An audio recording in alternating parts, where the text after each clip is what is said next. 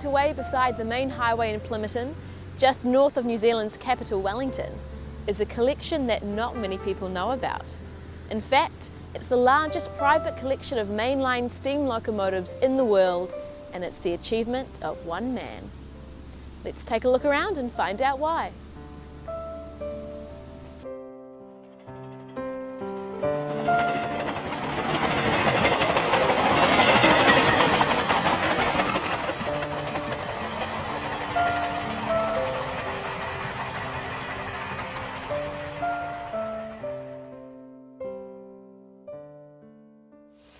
This story started a long time ago. For many young boys, their introduction to railways was with a toy train set.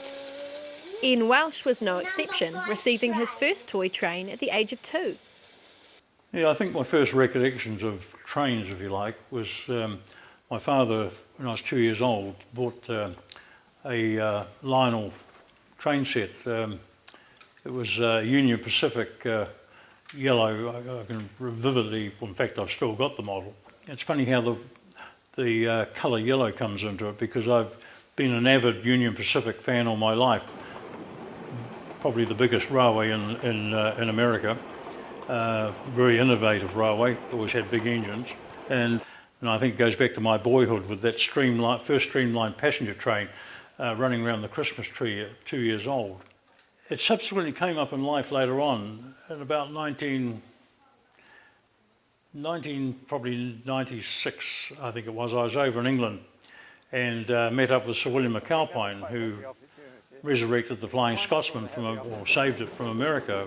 And I was at his home in Fawley Estates, just out of London. And we're walking around looking at his collection of various items, and we just walked past his collection of Rolls-Royce cars, 5 of them I think were sitting there. He turned around to me and he said, Ian, he said, how long have you been interested in steam? And I said, oh goodness, Sir William, I really don't know. I think I must have been born with it. And he leaned over and patted me on the shoulder and he said, good chap, he said, good chap, one of us, definitely one of us. So I really felt quite elated with that, I thought that was high praise coming from someone like Sir William, who was probably at the epitome of rail preservation in the UK. So yeah, that's where it first started, with that train set as a 2-year-old. My parents, when I was young, lived at Miramar, and but at the age of 4 we moved out to Stokes Valley. In fact, you know, like when I was 4 years old, we moved to Stokes Valley. Very rural in those days. This was 1943. The American base was there, the armoured base with the tanks, and I can remember them running up and down the main road, which was a gravel road, Stokes Valley at that time. When my father used to drive the car off the road, you certainly had to give way to the tanks. At the age of 4, by that time my grandfather had retired and moved into Gisborne. So my mother used to, in school holidays at Christmas time, we would go to Gisborne, and of course we went by train. The line hadn't been opened very long. I think it opened virtually at the start of the war, around that period. That leads on to another story, my passion for steam. My grandfather came out from Scotland on my mother's side as chief engineer for the Hicks Bay Freezing Works, which I believe closed fairly soon after he arrived. He then moved down to Tokomaru Bay and was chief engineer at the Tokomaru Bay Freezing Works. Of course, they had a little railway there, which I can't remember, but I've obviously seen photos of it. But I was christened at Tokomaru Bay. But what was interesting to me, my father used to drive us down to the bottom of Stokes Valley. We'd walk across a swing bridge, it was a walking bridge across the Hutt River, and we'd catch a train at Haywood Station. It was usually powered by a tank locomotive, a WAB or a WW class, which would take us into Wellington, where the train to Napier would be waiting. That was powered in those days by an ED electric, which took us from Wellington Station out to Paikokariki. Paikokariki, there used to be at least 6 KAs, and if we were lucky, or if I was lucky, there'd be some streamline ones there. Hence my love of streamline KAs. The KAs at that stage were streamlined. The other engines were K class. And there used to be usually one AB there which was doing the shunting. And of course, being a young kid at the time, I would go up and have a look at the steam engine, being ever curious as you are as a young person. But of course then the steam engine would let out steam out of its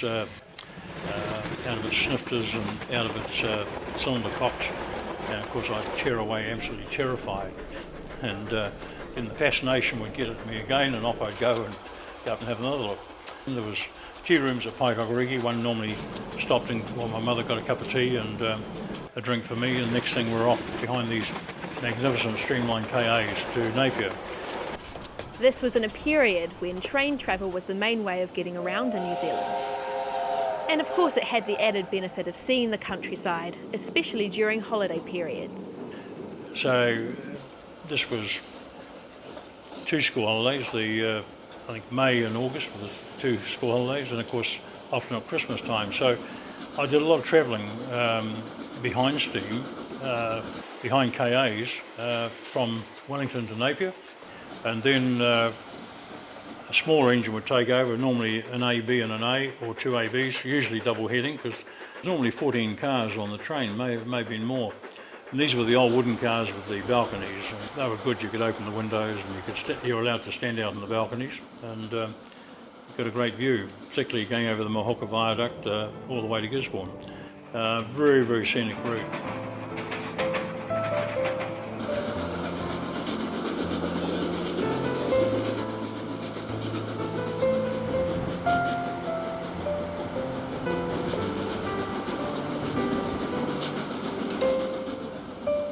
These early interactions with railways created a very big impression on a very young Ian.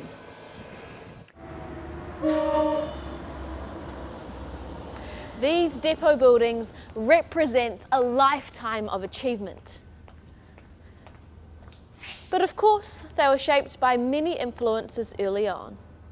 I was told by my parents from day one, I was an adopted child. I guess the only factor there was I ended up being an only child. Not sure if that's good or bad. One characteristic of that, of course, being an only child, I think it makes one very determined. You become very objective in what you want to do and very determined to accomplish what you want to accomplish. Now, whether that's the fact that I was an only child or whether that's my personality, I really can't answer that question. In those days, there was an awful lot of adopted children at school. I would suggest that probably a third of the children at school were adopted children, so nothing very unusual about it. I put it down to the fact that in those days there wasn't the birth control available for our female population that there is today, so I guess I've got to count my blessings and say I'm very lucky to be here. I met my birth mother. Unfortunately, this was after my father died, and one of the children of my birth mother, half-sister, got in contact with me. But I did not meet my birth father. I know of him and who he is, and I've subsequently met the family. And I've got on that side three brothers and a sister, who I'm very fond of, and it's been very nice, yeah. Went to school at, was only one primary school in Stokes Valley at the time, and I did my primary schooling there to Standard 6, became head prefect, and from there I went to Hutt Valley High School in the third form and went through to the sixth form at Hutt Valley High. My careers advisor suggested I should become a salesman. They thought that would be a good career. So I joined Smith & Smith's, mainly in the hardware, paint, wallpaper, glass, that type of thing, and eventually went out on the road calling on builders and selling for them. Then later in life I then joined probably an exclusive agency, a company that handled, they were a sales rep company, small one, and I worked for them for about 3 or 4 years, and one of our products we had at the time was Diamond Industries, were just starting, and I got invited by Diamonds to join them as their sole salesperson on a commission basis.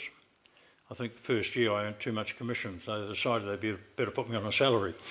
By this time, Gloria and I had 4 children, and we were any thought of trains after I got married really had to be put to one side.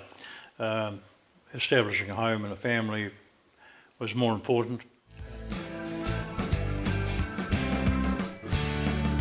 Ian has not always been able to indulge in his railway interests, especially while his family were growing up. I'm here now with one of Ian's daughters, Joanne, to give me a little bit of insight into his family's perspective. Yes, Bethany, it was a different perspective. Growing up with a very, very passionate father was interesting at times. Yeah. As an adult now, and I'm speaking on behalf of all of my family, like I've got 2 sisters, Julie, the oldest one, Sharon, then myself, and unfortunately not my brother, who died at 25, is not here with us, but definitely his perspective as well. Yes, Dad was such a driven man. He was so deeply passionate, and we probably resented it at times, to be fair, but now that we're all adults, we totally respect and admire what he's achieved in his life. Can you go a little bit deeper into what it was like growing up with someone with such a focused, deep passion? Well, I think it taught us all that you can do whatever you want to do in life. You know, the sky's the limit. But there was also, we also could see the price that sometimes you do pay for when you do have something that you're deeply passionate about. I have to say, as an adult, I'm quite envious that Dad has had this really deep passion to drive him through his life. And I think that's something to, you know, that's a treasure to have such a deep passion in life, to find something that you feel that wonderful about. So a blessing for my father, I believe. As young children, we're all self-centred. We wanted Dad to have ponies and go on boat trips and all that sort of fun thing. Instead, we had men coming around talking about nuts and bolts, and railway stations were sooty, dirty places for girls. Yeah. I mean, it really just wasn't what 3 young girls really envision as being a good time. And even my brother kind of resisted it when he was really young, but growing up and when he became an adult, he totally embraced it and loved it in the end, and was just as deeply passionate about steam engine and restoring steam engines. In fact, he was almost driving it by the time that he turned 25 and just before he passed away. Wow, that must have been a massive thing for the family to deal with. Yeah, it was. It really was heart-wrenching for my father, to have his right-hand man and his son there alongside him. They were just best of mates in the end. He was a lovely man, and I was very close to him as well. So yeah, it was deeply tragic for our family. Yeah. When we were talking earlier, I remember you saying about how your father was so focused, but on the other side was also a really kind person to the whole family. Do you want to tell me a little bit more about that side? Yes. So Dad could be quite difficult, because he was so driven, and he couldn't understand why as young children we wanted to play more, and he wanted us, he worked us pretty hard. Right. So that was hard, but then when the chips were down or any time in your life, Dad was always there. And not just for us as a family, throughout his whole entire life he's reached out. So I think, he's very philanthropic about his steam engine restoration, but he's also taken people on a journey with him. He's a very strong leader, and he's reached out and helped people at times of need. That's really special. Do you have any special memories about steam train experiences growing up? Well, I'd like to give you one from when I think we were all aged between 13 to 15. And this is something that we've actually still not forgiven our father for. we were on a holiday. So our holidays, Dad was very adventurous. Our holidays, so we were fortunate in some respects, because every 3-4 weeks of the year we would tour New Zealand. But that actually, so it was great. We got to see so much of New Zealand, but that generally meant that we were sort of touring sooty railway yards. But anyway, one particular time, it was a New Year's Eve, and we'd all found some really nice, well, they were boys, surfers, and they had a tent right next door to our caravan. So there's 3 young girls aged between 13 and 15. Wild. 15, because there's 1 year between us all. And there was this big party that was going to happen that night at the motor camp. And Dad packed us up, crying and carrying on like we did. We even tried to run away. And made us go off and spend New Year's Eve in a sooty railway yard in the caravan, watching Max cry, and if you can remember Max cry, drinking lemonade, and we all cried. Well, so we haven't forgiven him for that. I can totally imagine. I would have done the same thing, I'm sure. Now as adults we can understand why we want to take 3 young girls away from a tent load full of boys, but you know, Absolutely. there you go. Yeah. Absolutely. So yes, no, it was all about steam engines and soot and whatever. So we didn't appreciate his hobby on that particular night, that particular New Year's Eve at all. But now we had some amazing adventures with our father. I was fortunate enough to ride in a cab from Christchurch right through Arthur's Pass, which is so beautiful in the middle of winter, all the way to Greymouth. In the cab, you know, just spectacular scenery, and health and safety wasn't what it was then, so it was just amazing. So all of us managed to have some incredible railway journeys with our dad, and he's got a very adventurous spirit as well. Yeah, I can totally relate to that, because I, of course, went on Mainline Steam's most recent excursion, and wow, that incredible exhilaration that you feel when you're in the cab or even close to the cab, that whole monstrous locomotive exhilaration is really a moving kind of experience. So getting to do that in a whole different time where you say everything was looser, there wasn't so much constraint with the health and safety, and you could really get that feeling of being alive on it. I can just imagine how amazing that must have felt. A powerful experience, isn't it? Yeah. And I can understand the attraction my father has had to steam engines. When you actually are riding in a cab, it's pretty exhilarating. I agree. You were telling me earlier about how the whole family is so proud of your dad's achievements compared to when you were growing up and didn't necessarily understand the whole picture. I guess what you touched on was that we did have a blind spot when we were children. We didn't realise, and we had no idea the massive undertaking our father was doing and what he was doing for history. And so with that, now there's huge family support for Dad as adults. You know, we saved a lot of steam engines, and we want to see that carry on into the future as a family. We're very united in that. We'd love to see them all stay together, maybe a museum of some kind, and just completely getting behind, you know, steam engine excursions so that people can come from all over the world, and also Kiwis from all over New Zealand can experience the wonder of steam that my father's managed to save. That's really cool.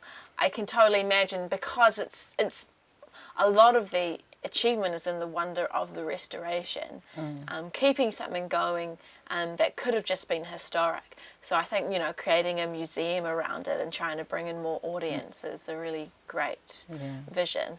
It's hard to know really what that vision will undertake, because Dad has been such a huge driving force and such a strong leader.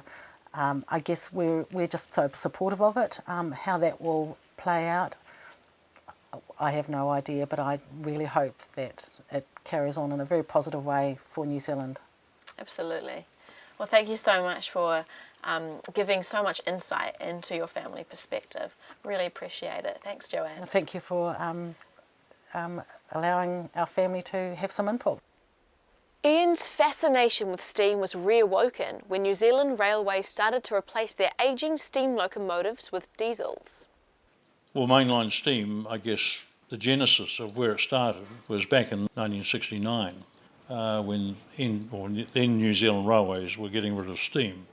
And another friend of mine, Reed McNaught, and I, we met at the Greymouth Roundhouse, was a roundhouse in those days, and discussed the habituary to steam, and decided it was time that we should try and do something about it.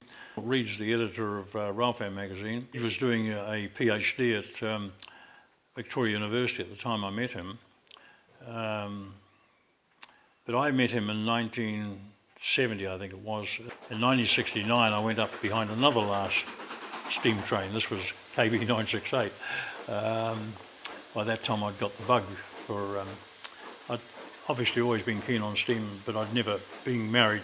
I didn't have the opportunity, but realising that this was really the end of steam, and the children had grown up by then, well, reasonably, they were teenagers. I had the time and a bit of money to be able to do those trips. And I've travelled the world quite a bit now, and I've been to Switzerland and been to South America. So I've been on a lot of various steam trips and tourist railways, and I still rate Arthur's Pass, or Christchurch Arthur's Pass, as one of the top trips in the world. We wrote to the railways at the time, and unfortunately, we felt, we were keen on steam, and it just seemed too good to, particularly the trip from Christchurch to Arthur's Pass. And it's more exciting behind a steam engine than a diesel. And it just seemed to me, seeing these engines being cut up, that there was an opportunity being lost, an opportunity for New Zealand and New Zealanders. I and a few of my friends just had to be keen on these magnificent mainline steam engines that belch smoke and snort and hiss and roar as they go up the grades.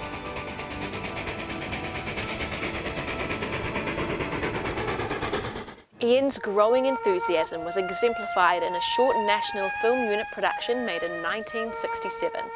My first interest in the Midland Line was when I was quite young schoolboy at Auckland Grammar, and I went down to the South Island with some friends, and we went to the West Coast in 1960.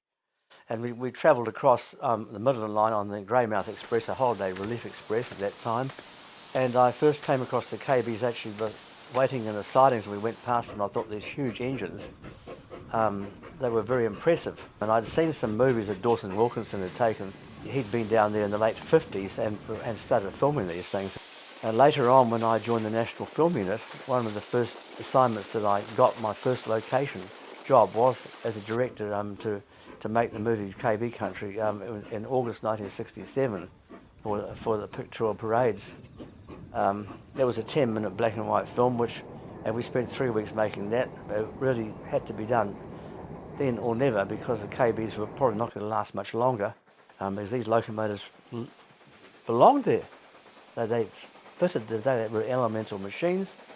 They had a sort of a presence in the mountains which gave you the impression that they'd been there forever.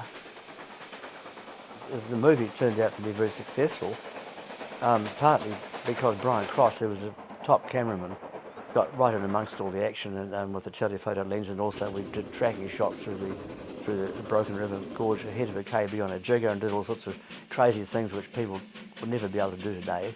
We could never have got permission from the railways to do what we did.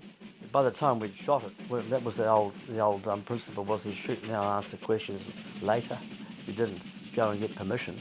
So that's why the movie proved to be quite successful, because we actually took risks to get the movie made while it could be made. And of course, the following year, not long after it was shown throughout New Zealand in the Kerridge Odeon network, the KB ceased to exist. So the timing of the movie and its screening at the Embassy Theatre, for example, and I went to see it on the big screen, and the Embassy Theatre was very impressive with this KB 970 coming at you. It was really quite impressive sort of stuff, and it was so sad that not more than 8 weeks after the movie was seen in New Zealand, throughout New Zealand, the KB's finished. I first got to know Ian Welch on one of those trips, one of the very final trips with the KB locomotives on the Springfield Arthur's Pass line. It'd be about 1970, I think it was. It was right at the very end of steam, and there are only two or three, I think two more KBs left at that stage. The others had been sidelined or retired. And it sparked off his interest, obviously, maybe just in time, because he had the wherewithal, the interest and the passion, to take the preservation of these big mainline steam engines into far greater depths than I could ever have done as a student, a university student, a schoolboy earlier on. There were also many other rail enthusiasts who had been just as stirred up by the loss of steam locomotives. At the local branch of the Railway Locomotive Society invited me down. This was the last steam trip apparently in New Zealand. It was a KB going up to Arthur's Pass and then through the Aotearoa Tunnel, and another train taking us through to Greymouth, overnighting at Greymouth. We went up the Riuanui incline, which is now ceased or not functioning anymore. This was a little coal mining line. And then the following day we came back. What was memorable about it was we went down on the steamship, I think the Rangatira, overnight on the Friday. Saturday morning we got off and the train was waiting for us at Littleton Wharf. We then went up to Arthur's Pass. It was KB 970. We then got taken through the Aotearoa Tunnel with electric locomotives, and then an AB was put on at Aotearoa and took us through to Greymouth. At Greymouth at 5 o'clock, we arrived at 5. At 6 o'clock, we had a tank engine pull a small train from Greymouth Station up the Riuanui incline, which was a fell system rather like the Rimataka incline, except for the locomotives didn't use it, but it was the third rail was there for braking of the coal trains coming down the hill. The next day we had 2 A-class engines at Greymouth to take us back to Christchurch, 428 and 423. Both locomotives have been saved, fortunately. The AB that took us, I can't recall the number, but I know that got cut up. And unfortunately KB 970 got cut up, which had a profound effect. That led to another part of the story. So we wrote to the railways and asked them if they consider saving perhaps 6 engines, probably 2 or 3 for the North Island, 2 and 3 for the South Island, with the view that weekend excursions could carry on, for people to enjoy. We got a pretty derisory reply back. Made it very clear that the diesels were coming in, that they wanted a new image. I'm not sure how many times we've heard that before, but no, steam had no place in their new corporate structure, and it was all going to be bright and shiny and new, so no, they were going to definitely cut them all up.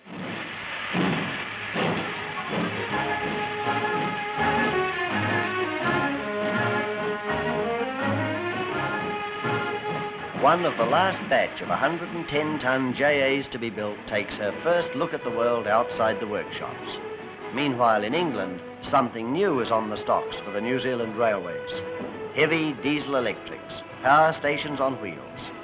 Diesel motor drives the generator that makes the current that drives the axle motors. Not being suited to English gauge lines, the new locomotives can't go to the docks on their own wheels. Instead of railway signals, they pass the winking lights of pedestrian crossings.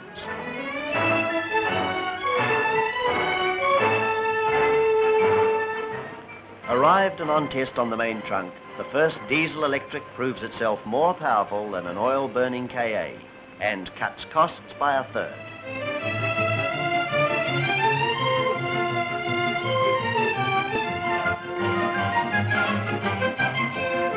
With the coming of more efficient power, the JA, like other steam locomotives, will have to take a back seat.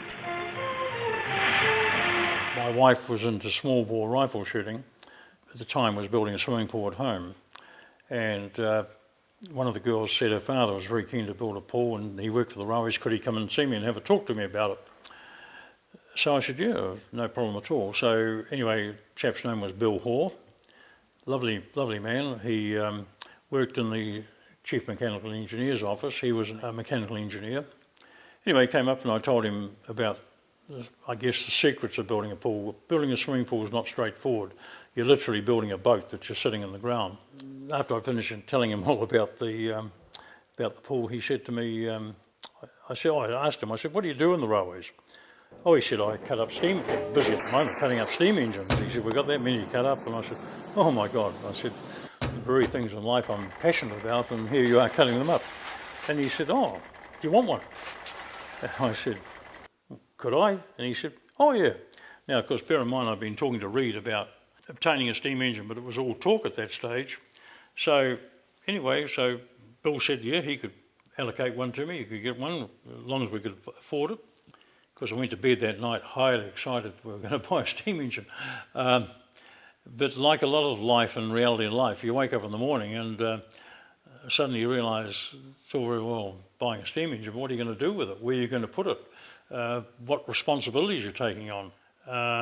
So in the cold light of day, wasn't quite so elated in the morning, but I think fairly determined that we should do something about it. Little did Ian realise back in 1970 that buying a steam locomotive would be one of those defining moments that would grow and grow and change his life forever.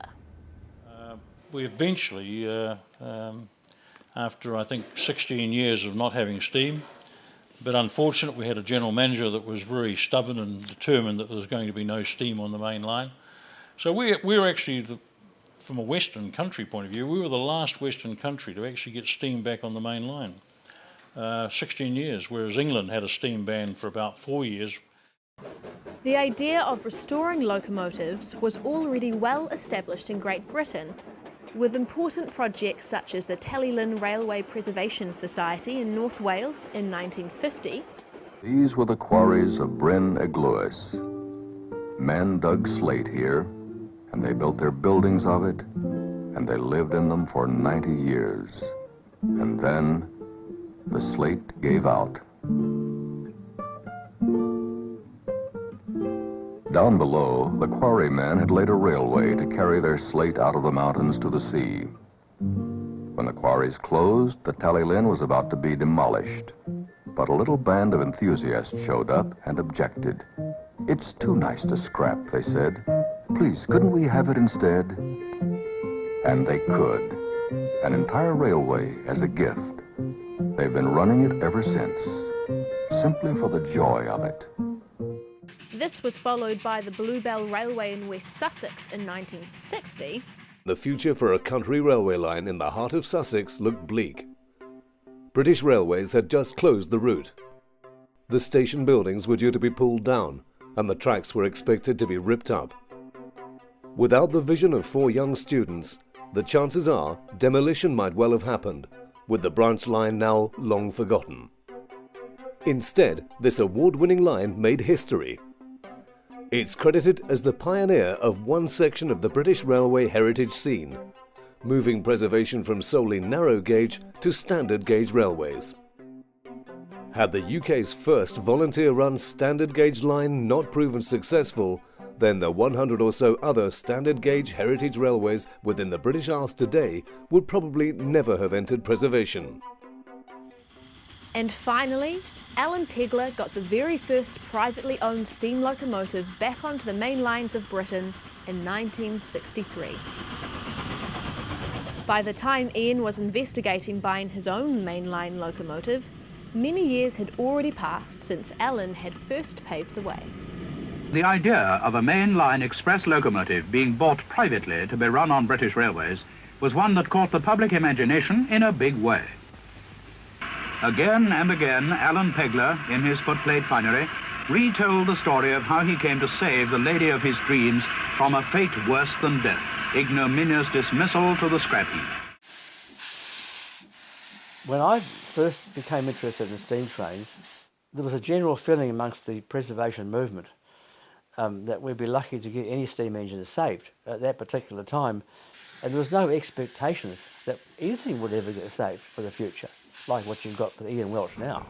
And it was only in the mid-1960s that there was any concept or possibility that something might have got saved. But it wasn't until mid-late 60s that something was done about it. So when Ian Welch came along, the choices that he had to save locomotives were vastly limited. Fortunately, there was still enough left just in time of the big mainline locomotives for him to do something with what he could. He was a person who gave you the impression that he knew what he wanted to do. He had obviously had practical skills, which would have been needed. So I got the impression from Ian that he was quite serious in his saving 1 or 2 of these locomotives. I thought to myself, well, he's just the right kind of person you need to do it, because he was someone who gave you the impression of someone who got things done, unlike some society-type people who, with all the best will in the world, did a lot of talking, but didn't get much action out of them. So when I got to know him a bit better, I heard that he had actually put the options on 1 or 2 locomotives and was looking around for what he could save at that particular time when things were getting desperately late in the piece. I thought, well, thank goodness we've got someone like Ian Welch. In the end, it became evident if we're going to do anything, we'd have to buy a steam engine. So this is what we did, and then we had to find a home for it. Now that was the genesis of, I guess, steam back on the main line. So that goes back to 1969. We started negotiation with the railways to buy an engine around about 1970, and in that time, around that time period, Reed and I eventually bought AB 795, and though we actually paid for it and owned it, well, we thought we owned it, the railways took it back off us, and this is when the Queen came out to visit, and she expressed an interest in it. She'd like her children to be able to come to New Zealand to see steam. And with the Minister at the time, Gordon, the railways had resurrected 7 or 8 carriages, painted them a beautiful green in the old Pullman green, and they'd restored 2 locomotives, AB 795 and AB 778. You know, I was very lucky. I had a friend in the army, Colonel Val Brown, who lived up the road. Now, Val had been commandant of the Linton military camp. So I got hold of Val, said to him, any chance of storing this engine at the Linton military camp? And he said, the current Commodore or commander up there is a friend of mine. He said, I'll give him a ring, I'll come back to you. So duly I got a call from Val to say, yeah, no problem at all. Be very happy to store the engine up there, because at that time Linton, near Palmerston North, it was connected by rail. There was a siding up to Linton, quite a long siding, it was about 3 kilometres long. It's subsequently been disconnected and abandoned. But that was prior to Paikokariki. So we had resolved one problem, because the railways would sell us the engine on the basis that it had to be removed. Obviously we had to pay the money, but it had to be removed off railway property. And we weren't to expect to be able to run it on the main line. And of course that was very contrary to what Reed and I were doing. That's what we wanted to do, run it on the main line. And the suggestion was that if we made too much of a fuss, we mightn't be favoured with spare parts and things like that. So there was sort of while there was nothing in writing, there was sort of, the railways made it very clear that they were changing from steam to diesel, and while they were probably happy to sell the odd engine to groups like Ferrymead or Motat, and probably to Reed and I, it had to be on the basis that these were seen as museum pieces, not active working locomotives. My boss, Ted Houth at Diamonds, was into racehorses, and he had 2 very expensive stallions on his property, and he was using them for breeding purposes. The popular method of financing a stallion in those days was to syndicate it. And I had to talk to Reed. I felt the best thing to do to finance, because neither of us really had any money, was to syndicate the engine or sell shares in the engine, which we did. We missed, well, eventually, obviously we didn't get AB 795, so the railways offered us, they said we could buy some J-class engines from them.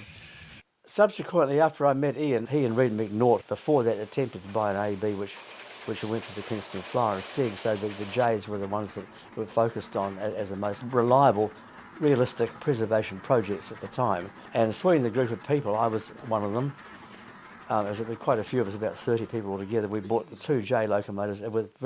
Ian bought a larger share of one of them, and the rest of us bought part shares in the other one, and I'm not sure how it all worked out, but between about 30 of us altogether, we managed to save 2 J locomotives, J1211 and J1234.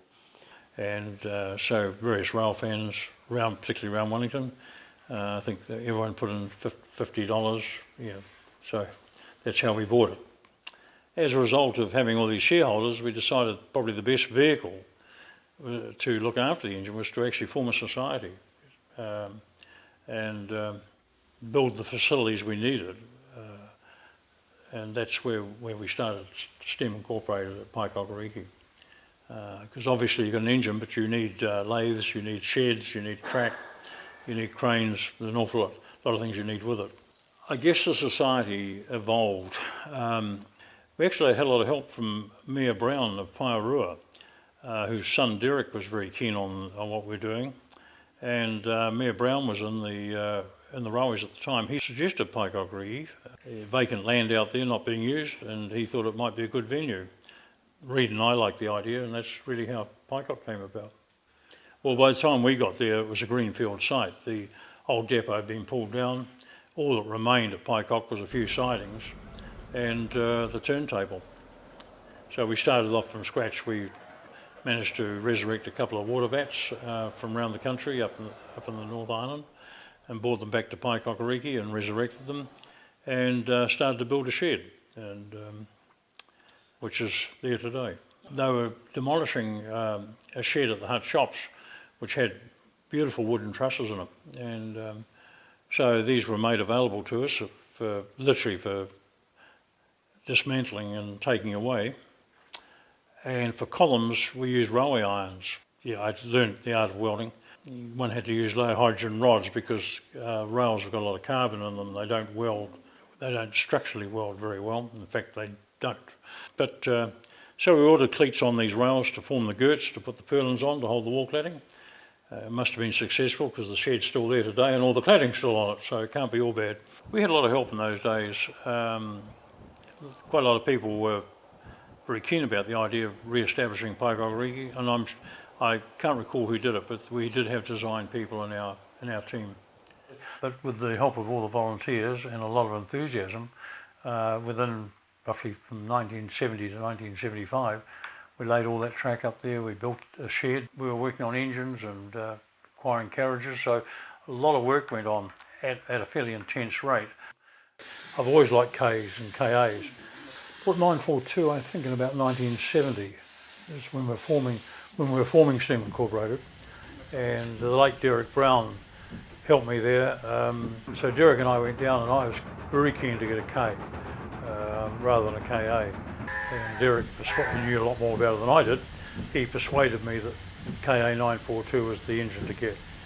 So I wrote into the railways and asked if we could buy it, and got a favourable reply. I think I mentioned short arms and long pockets. The reality was that the members by that time had chipped in to buy 1234, and I don't think there's any more money left in the pot. So I ended up buying 942 outright. We've worked on it, Derek and I and other members of the Steam Incorporated worked on it down at hut shops, getting it ready to tow. And once we established Paikok, we moved it out to Paikokariki. I had an exceptional year sales-wise in my company. I got a bonus which was equivalent to 50% of my salary, so it was a major bonus, and enabled me to buy 1211. Now 1211 was a bit of an orphan or a dog, if you like. It was based at the Christchurch depot. It was known as a dirty engine, so it wasn't very popular. Subsequently, it didn't have a lot of miles on it, and it was in pretty good order. And Reed, my partner Reed, he was the one that wanted to buy it. And again, he knew more about steam engines than I did. So I spoke to Reed and said, look, I've got some spare money that I hadn't counted on. How about we buy 1211? And Reed at the time was at university doing his PhD. So the agreement was that I'd buy it and then eventually he'd pay me back the 50% share. Unfortunately, we thought it was good news at the time, but we got another shareholder involved, and that turned out to be one of my major mistakes in my life, bringing that third party in. So unfortunately, that decision was to cause me a lot of grief in 1976, and Reed initially didn't want that other person in on the shareholding. He said no, he was quite passionate about it. He said it's your and my loco, and that's how it should stay. I felt we should be more inclusive, but the other person I understood only wanted a share the same as we'd done with 1234, but I was mistaken. The other person had in his mind that he was entitled to a third of the share, that we three should be equal. Now the problem I had there was I was doing the financing and all the work because both Reed and this other chap were at university doing their PhDs. So the burden of financing it and the burden of moving it and all the management of it and the day-to-day lay with myself and the volunteers. The other person, we'll call him the other person, he finished his university and came up to Steam Incorporated. Unfortunately, there seemed to be a division between him and I guess it's the mutiny of the Bounty. He persuaded other people to think his way, which is fair enough. As a result, I literally came on the outer. Obviously I did have some support, but not as much as, to be fair, it was a society, so these things happen. So anyway, I was ousted, and the culmination was when I was overseas on a business trip. Protagonists cut some appendages off the engine, which I wasn't very happy about. Of course, the old story, I was pretty upset about it, so I went to Malloy and he said, "Oh no, we'll fix this, no trouble at all." And I was a bit green as far as legal things go, and thought, oh good, this will be over in a few weeks, we'll soon sort this out. But of course, if anyone's been involved in the law, they'll know that it went on for about 3 or 4 years. A lot of money was spent. Eventually, the judge ordered the engine be sold, put up for auction, and I was fortunate enough to win the auction and obtain the ownership of the engine. I first met Ian in Dunedin, where I was living at the time, where he came down with his family on a camping holiday. I was a volunteer at the Ocean Beach Railway, and Ian came to have a nosy around there with his family. And subsequently we went down to see the Kingston Flyer between Kingston and Lumsden at that stage.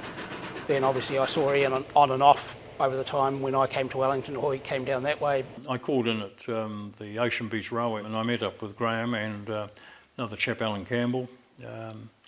Started to meet some of these people who were interested in steam. One of the motives for going was to have a look at the Kingston Flyer. I met up with the chap, Russell Glendinning, who was running the Flyer at the time. Lovely chap, very nice man, Russell, and consequently formed a friendship with Russell, which was lifelong, and sadly he died last year. Yeah, so that was again part of the rail adventure, if you like. Graham was with Customs, the Customs Department at the time. Subsequently, or fairly shortly after our meeting, actually moved to Wellington. I moved to Wellington in October '78, and shortly afterwards became involved with Ian, as he had by this stage separated from Steam Incorporated, and we were working at the rail airshed adjacent to Steam Inc, cleaning up the VR wagon that he had as a storage wagon, and also the KA. The KA then moved up to Otaki, and we continued to work on that, cleaning it up as best we could before it went to Auckland for final restoration at GVR. As far as the ABs went, Reid and I still had a hankering for these engines, or one of these engines. They were the most ubiquitous of the steam locomotives in New Zealand. I think there's about 150 of the class, and wherever you went in New Zealand, there was always an AB shunting somewhere, if it was Awatoto and Napier, or Whangarei, or Hamilton. The ABs always seemed to be doing the branch line work, and as a boy, it was ABs and KAs that I mainly saw, and I guess I've got a secret little love affair with ABs. I think they're a stunning little engine. Going back to 1970, to buy one steam engine was a pretty reckless move, let alone even think about buying two. But buying one engine actually built quite a lot of confidence, and the only remaining one really on railway property was 663, which was quite a famous engine. It pulled the, I think it was the Duke of Gloucester back in about 1918 when they did a Royal tour, 1919, whenever that was. And it was languishing at the Greymouth Roundhouse in company with A423 and A428. In 1975, the railways decided to move the locomotive, so there was no tender, it was just the locomotive. It was moved to the back of the Dunedin depot, maintenance depot. Around 1985, I think it was, the railways decided they no longer wanted the engine. It was the mid-80s. And they put it up for tender, for sale. So I put a tender in for the engine, and fortunately my tender was successful. So having won the tender, I also managed to acquire the locomotive tender, the spare one, the spare AB tender. I think it was off 811, if I recall. Managed to get it towed up to Dunedin, and I had some good friends in Dunedin that helped couple up the tender to the locomotive, and we shipped it north to Wellington. A lot of people on the railways were very helpful, and We managed to get space at the wood mill at the hut shops, and we managed to get permission to go on the weekends and start restoration. After that, I was associated with him at the old woodworking shop at Woburn Shops, working on the AB with Ian's son Nigel and some others, and included the pulling out of all of the tubes so it could be ready for retubing, and just general preparation of it, derusting it and cleaning it up so that the restoration work could actually start. When I first saw it at the workshops, it was in a very dilapidated state. I had seen it in the Dunedin rail yards prior to Ian purchasing it, and it was being raided for parts for the Kingston Flyer, and it was in a sorry state when we were working on it, to be honest. And we did that until basically the building was being demolished and he moved it to Silverstream Railway. But at that point I started to go overseas associated with my work and sort of was away for a number of years. Part of the financial fuel which allows Ian's obsession to thrive is his flooring sheet company Tradec. Back in 1976, however, he was still working for Diamond Industries and gradually moved up the ranks. Had a lot of success with diamonds. We started off as a very small company. I can remember in the third year we turned over $1 million, which we thought was fantastic. But eventually I rose to become sales manager and then marketing manager for the company. Then Ted Houth was the owner of the company and ran it. We made corrugated iron, and we also then we decided to get into metal flooring, mainly due to all the high-rise buildings going up in Wellington. I remember quite a poignant moment when Ted watched the B&Z building going up, which was probably one of the first of the steel structures in Wellington. It ended up having a lot of problems with the boilermakers, but Ted was mortified. I think the floor area or the roof area was about 4,000 square feet, and of course Ted could see 30 floors at 4,000 going up, and he wanted to supply the metal flooring. So that led to us making a roll forming machine that could make this metal flooring. And with that we needed two other products. We needed a fireproofing product, which we got an agency for from America, but probably from my point of view the most important is we needed these things called Nelson shear studs, which are like overgrown nails that you weld through the metal flooring directly into the steel beam. The stud welding process was originally invented by Nelson prior to the U.S. entering World War II as a solution to the time-consuming problem of securing wooden decking to the flight decks of aircraft carriers. Unknown to me at the time, that was going to be my future life and my future career. Ted eventually sold out to Winstones. I stayed with the company for 2 years and eventually became redundant. Now, part of my redundancy package was the agency for Nelson, because the troubles with the Boilermakers on the bank job, which I think was originally budgeted at 22 million and eventually blew out to not far short of 100 million.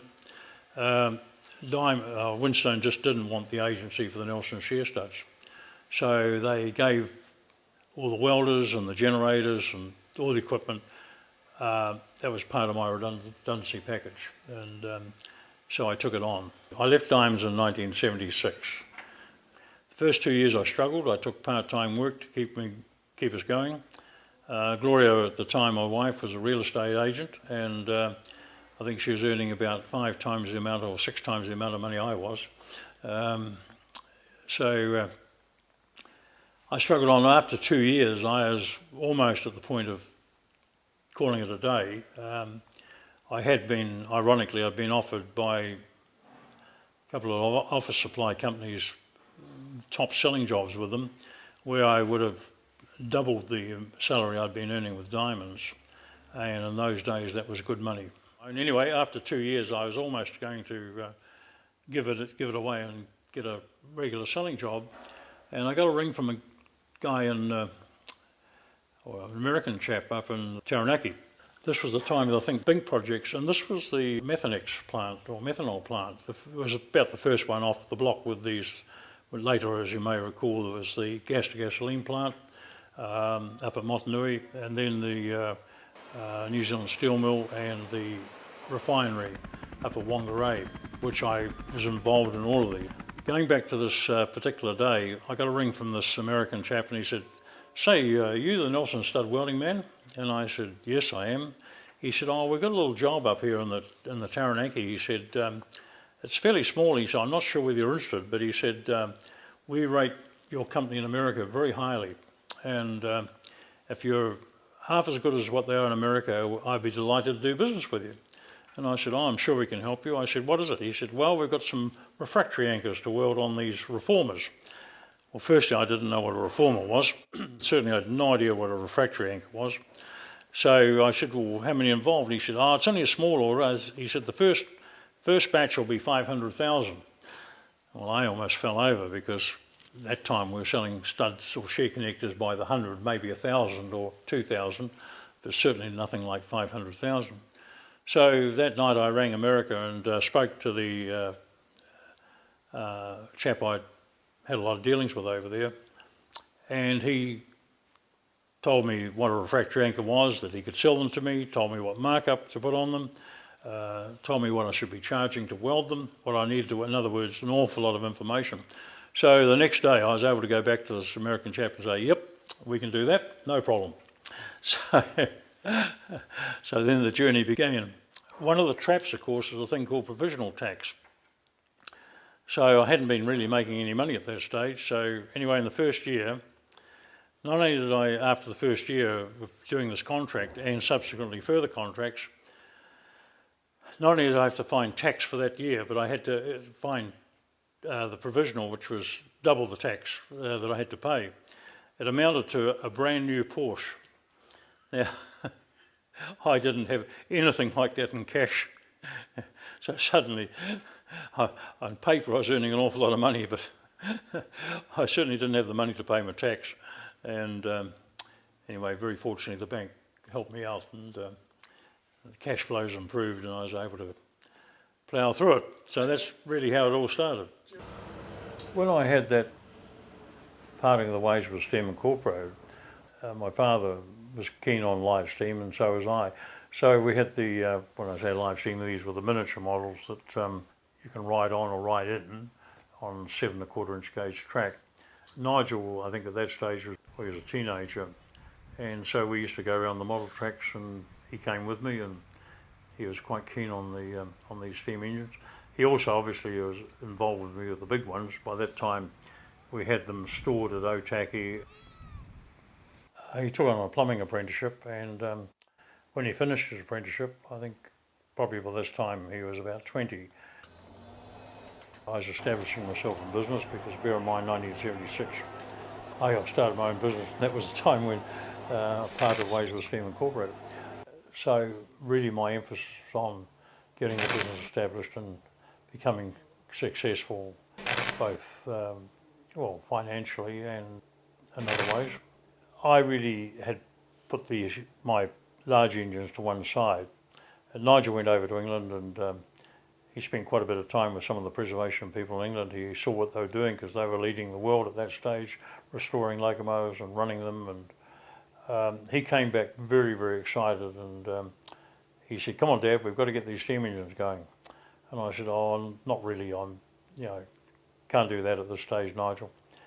He said, "Oh, no, we've got to do something, definitely." So at that time I had 1211 and I had Ted Poynton working on it, and Grant Yorth entered into the scene at that stage, young Grant.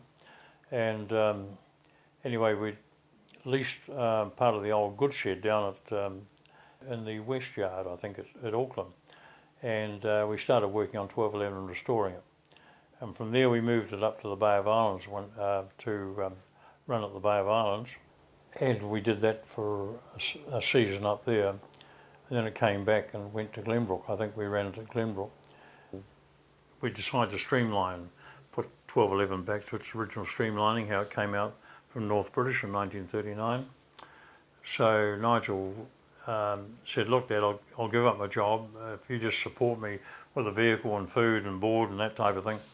And he said, "Once you get sorted, you can sort me out later." So I said, "Oh, that sounds good. Okay, righto, we'll do it."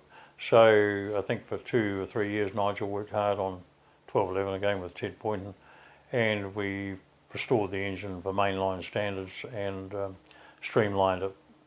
Anyway, the sad thing was the engine was virtually complete when Nigel was coming home, and on a Friday night with his girlfriend from Auckland, come back home for a week, and sadly he had a very serious accident at Otaki and he was killed. So that was very, very tragic.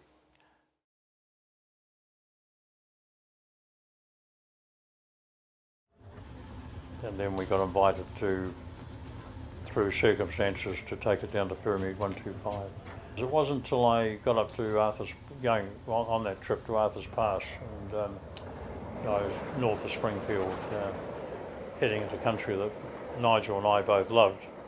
Nigel shared that passion with me, and yeah, I was pretty close to tears. I just probably felt his presence beside me on the footplate, even though, of course, by this time he'd been buried and was no longer with us.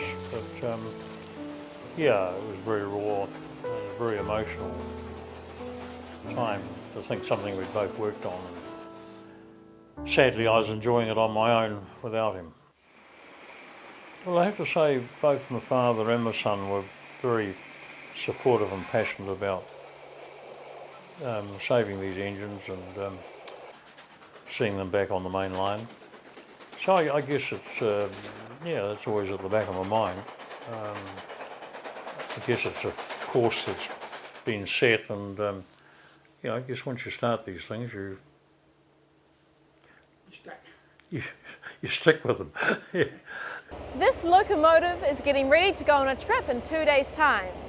However, it was not until 1988 that Ian got his first big break. By that time I actually had bought several engines, and one of them was suitable for the main line. And I got a call from one of the chaps at Ferrymead asking if I'd bring the engine down to Ferrymead and run it on the main line.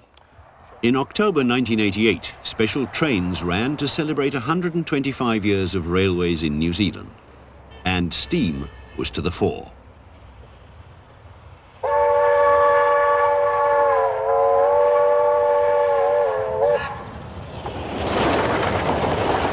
For the 125 festivities, locomotives came from as far as Auckland, joining on the Sunday morning at the old steam depot at Linwood.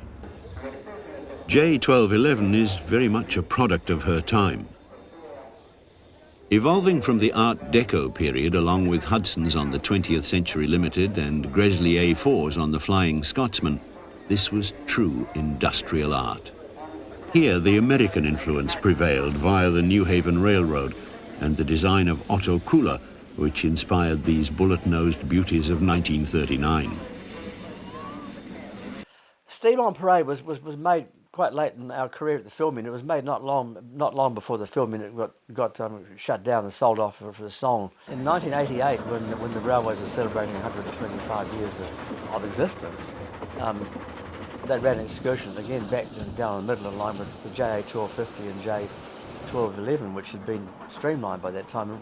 Ian had only recently had it streamlined. I went to the South Island. I remember talking to Ian down in the railway yards, waiting for it to go on the rail ferry, about how this was the first time for him. It was a very exciting time for him, because at last, over a number of years, he was going to get one of his locomotives, given all the work that he put into things, out on the main line running a big passenger train. So it was, of course, that 1211 and 1250 ran an excursion to Arthur's Pass and back at Labour Weekend, I think it was, in 1988, in conjunction with the 125 celebration. When 1211 headed the train back from Arthur's Pass that afternoon in front of 1250, with I think 15 cars or whatever it was the first time the Streamline J had run in the South Island since the late 1940s. These locomotives that Ian has are probably amongst the best steam locomotive designs in the world.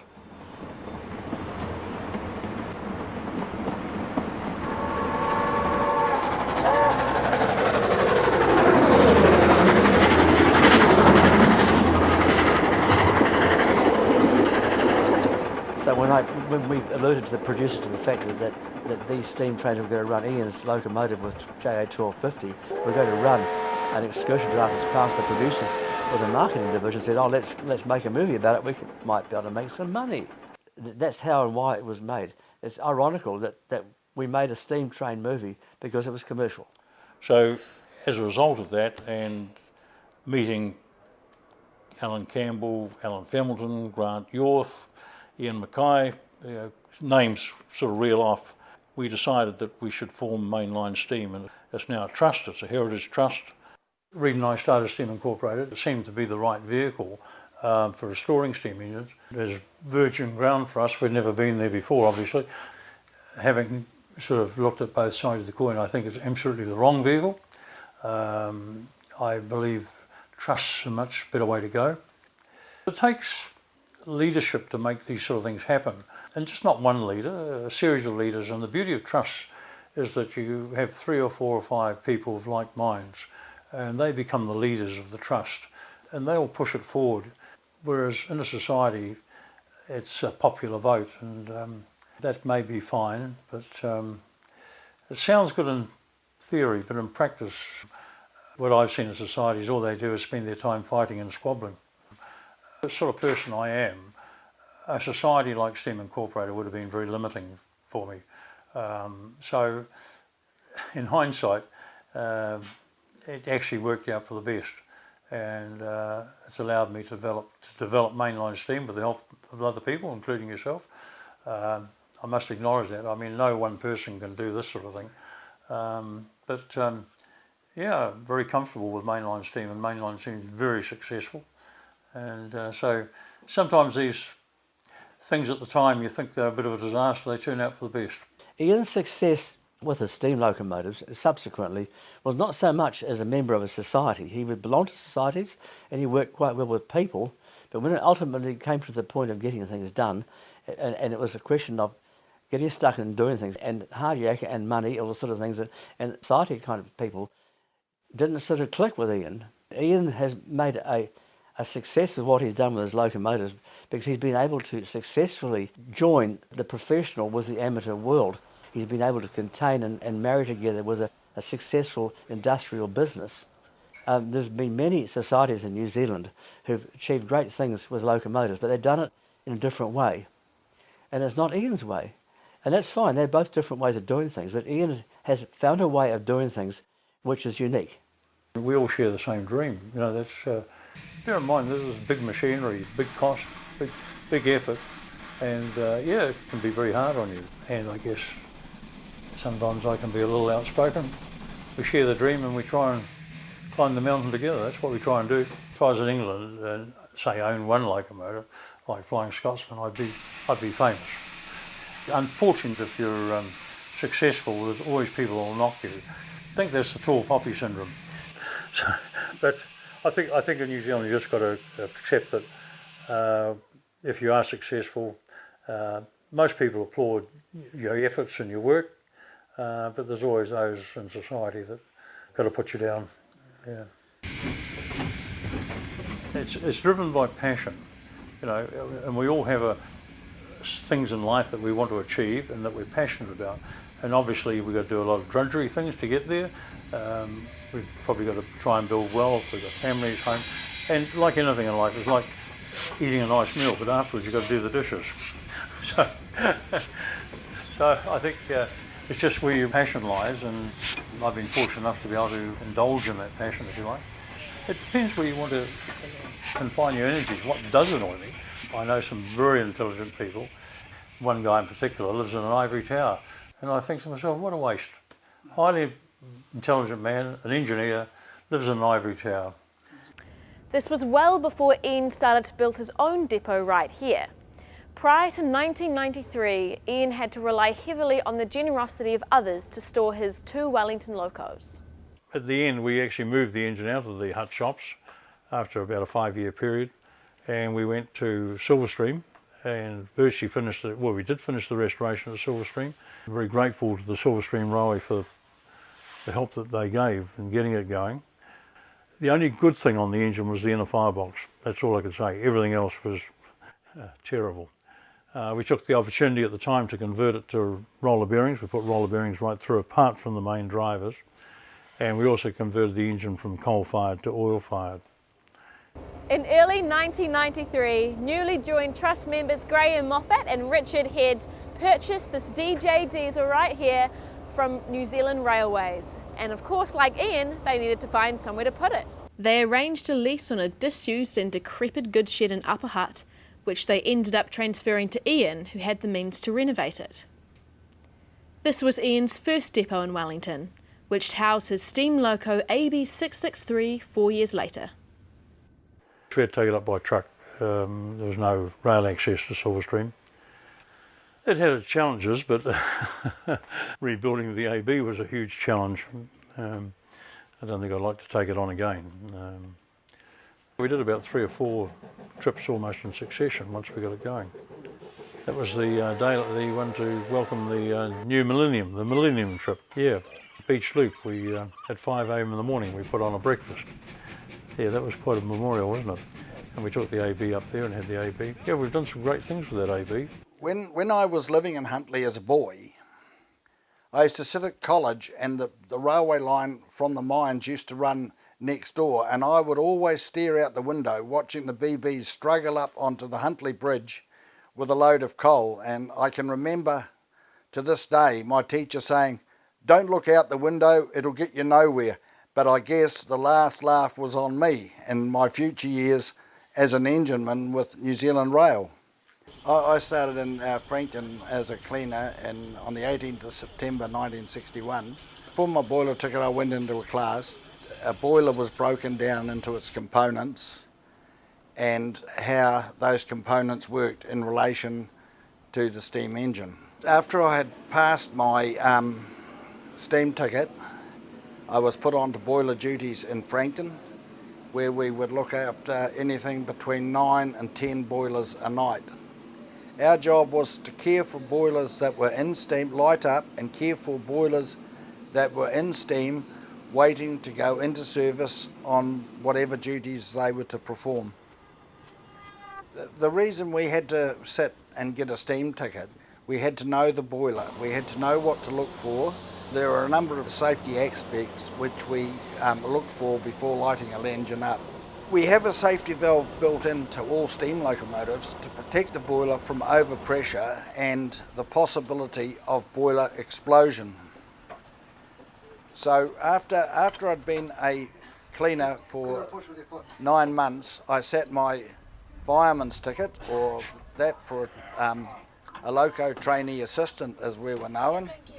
As a fireman, when I first started as a fireman, I got sent out on shunt duties and prepare and put away duties in the loco shed. Prepare and put away means when a loco would come in, we would coal it and service it and put the locomotive in its place until its next duties.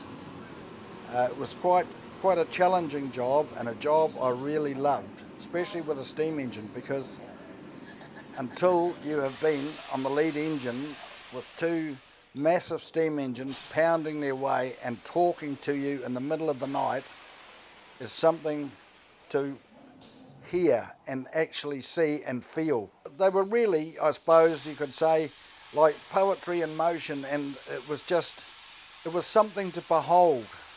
And to this day, I love the sound of a locomotive, especially a KA, working like mad to attack and conquer a hill.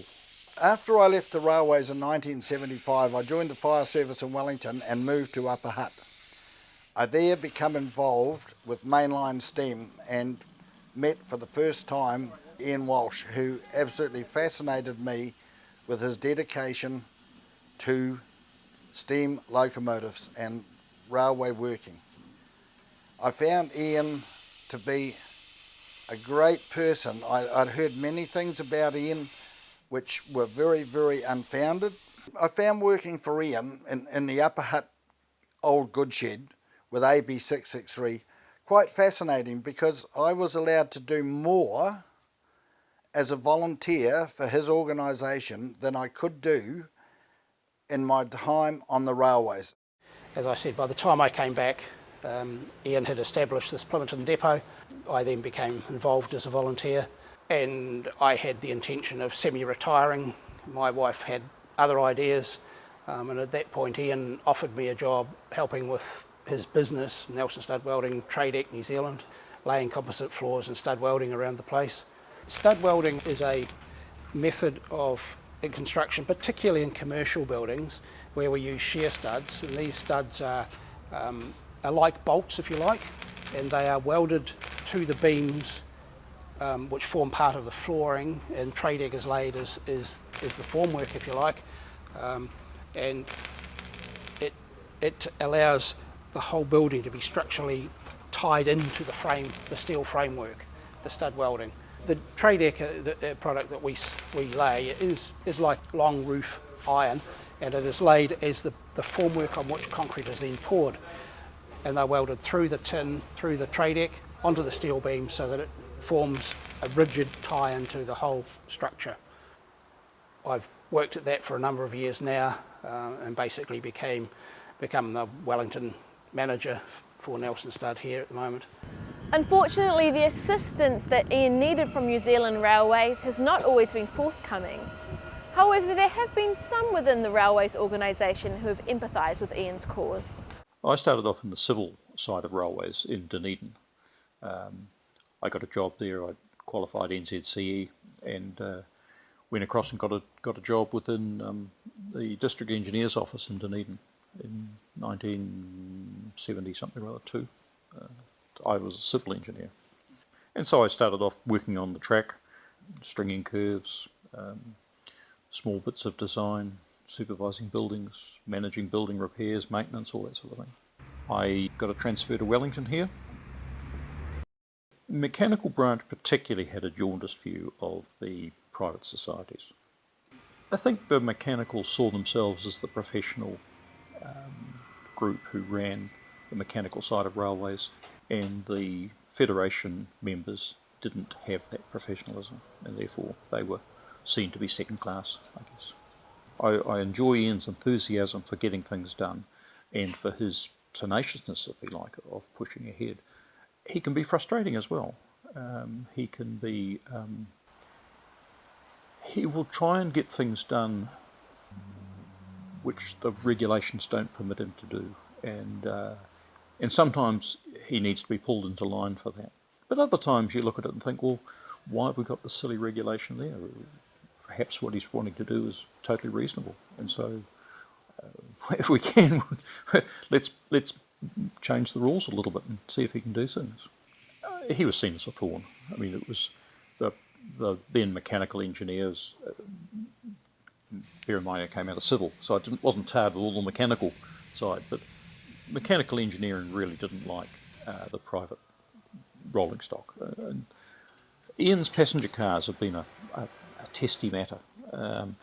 Ian was on record for a long time of saying he didn't want passenger cars at all. He wanted to concentrate on the steam engine, and he expected to be able to acquire or hire carriages from rail. That became a problem. He couldn't get the cars when he wanted them. They started to charge him lots of money for them. I was of the view that he probably would be better to acquire Kiwi Rail cars that were then running as Kiwi Rail replaced them with British Rail cars. And so they became not a cast off, but an easier way to acquire cars than to spend all the money converting the British Rail cars. And so I guess partially he's got a mixture of both now. He's got some cars that he's converted from the 4'8" 8.5" to the 3'6" gauge and put New Zealand bogies on them. And he's bought some cars that were running on the main line up until a short period of time ago. But he does need his own cars because Kiwi Rail is now not in the business of having a charter fleet and doesn't have cars available. So if you want to go and run trains, you've got to have both the thing at the front and the bits and pieces at the back. Before Ian built this facility, his first depot was in fact in Christchurch, following the running of the 125th celebrations. My father was an engine driver on the railways. He started in the early 50s, and he was one of the drivers on the last train that went to Fairlie, and George Turner drove the lead locomotive and Dad drove the second one. A number of years later, the Pleasant Point guys had got their AB going, so they invited Dad and George out there to drive the thing basically on a running day, and they both ended up joining up with the outfit and carrying on. So at the great old age of 6 years old, George Turner was the first person to actually let me have a drive of an AB. Stood on his knees when he sat in the seat. A mate of mine by the name of Alan Familton, he looked after the locos here pretty much from day one. And in the very early 90s I came up and I did a trip with KA. We went to the pass and back. In the early 2000s, yeah, I sort of was a bit of a loose end, so came up here to basically learn about oil burners because I'd never had anything to do with them up to that point. And it just really morphed from there. Doing that, I became the manager in 2008, and we're still here now. Basically, I'm classed as the depot manager / engineering manager, so I'm responsible for the running of the depot and ensuring that all the engineering protocols that we have in place for Mainline Steam are followed. Actually a volunteer position, although I am employed by Ian to run the Nelson Stud Welding South Island branch, I do both. This is the old Still and Goods shed, and I don't actually know when it was built, so it was dismantled and brought up here in several truckloads. And the interesting thing is, and I find it's a bit of a small world and it might be quite irrelevant, but my grandfather worked in this shed many years ago. And then a few years ago, when Ian wanted to set up a branch of Nelson Stud Welding in the South Island, I sort of expressed a bit of an interest there, and one thing led to another, and here we are. We've got 3 staff here in Christchurch at the moment. We cover the whole South Island. Basically, we did a reasonably large job in Greymouth last year. We supply studs, we hire welders, we do anywhere in the South Island, we'll send them out and do that. Obviously the local work is a bit better for us, but we've done jobs in Queenstown and Invercargill, we've been to Blenheim. We plug away at that, and then when there's not an awful lot of stud welding stuff to do, we're here working on the railway equipment. At the moment we've got 2 steam locomotives here, JA's 1240 and KA 942. We have KB 968 tucked away down in the back, so we're building our carriage fleet. We're on our last carriage at this stage, getting away. It's taken us quite a while to get through them all because they've been pretty poor condition, you could say, to be fair. And then also we've been out on site doing stud welding jobs, so that's made the whole job stretch out. All our cars were built in Otahu in Auckland. They were built between 1939 and 1945. The seating layouts on the carriages was altered. They were fitted with tables between the seats. Once we get these cars up and running, we can actually get our engines back out and start operating on the network again, running trains. We've been off the road probably, this will be the 4th winter, and that when KiwiRail withdrew their charter fleet, that left us with no carriages. Our traditional trips out of Christchurch here are between here and Arthur's Pass, and we used to run 5 of those every winter. The mountains, the snow, you could say the scenery is impressive. It's a really nice trip going up round through the gorge, the Waimak Gorge, and just getting out to the back country where in a lot of places you cannot get into by vehicle access. The Arthur's Pass trip is where Ian Welch really developed quite a passion for steam, I believe. He did a trip up there many moons ago behind a KB class locomotive, and it's always been one of his favourite trips. It's what sparked his interest, was that day that he went to Arthur's Pass behind a KB. Really, it must have made some sort of impression on him that he's never ever forgotten.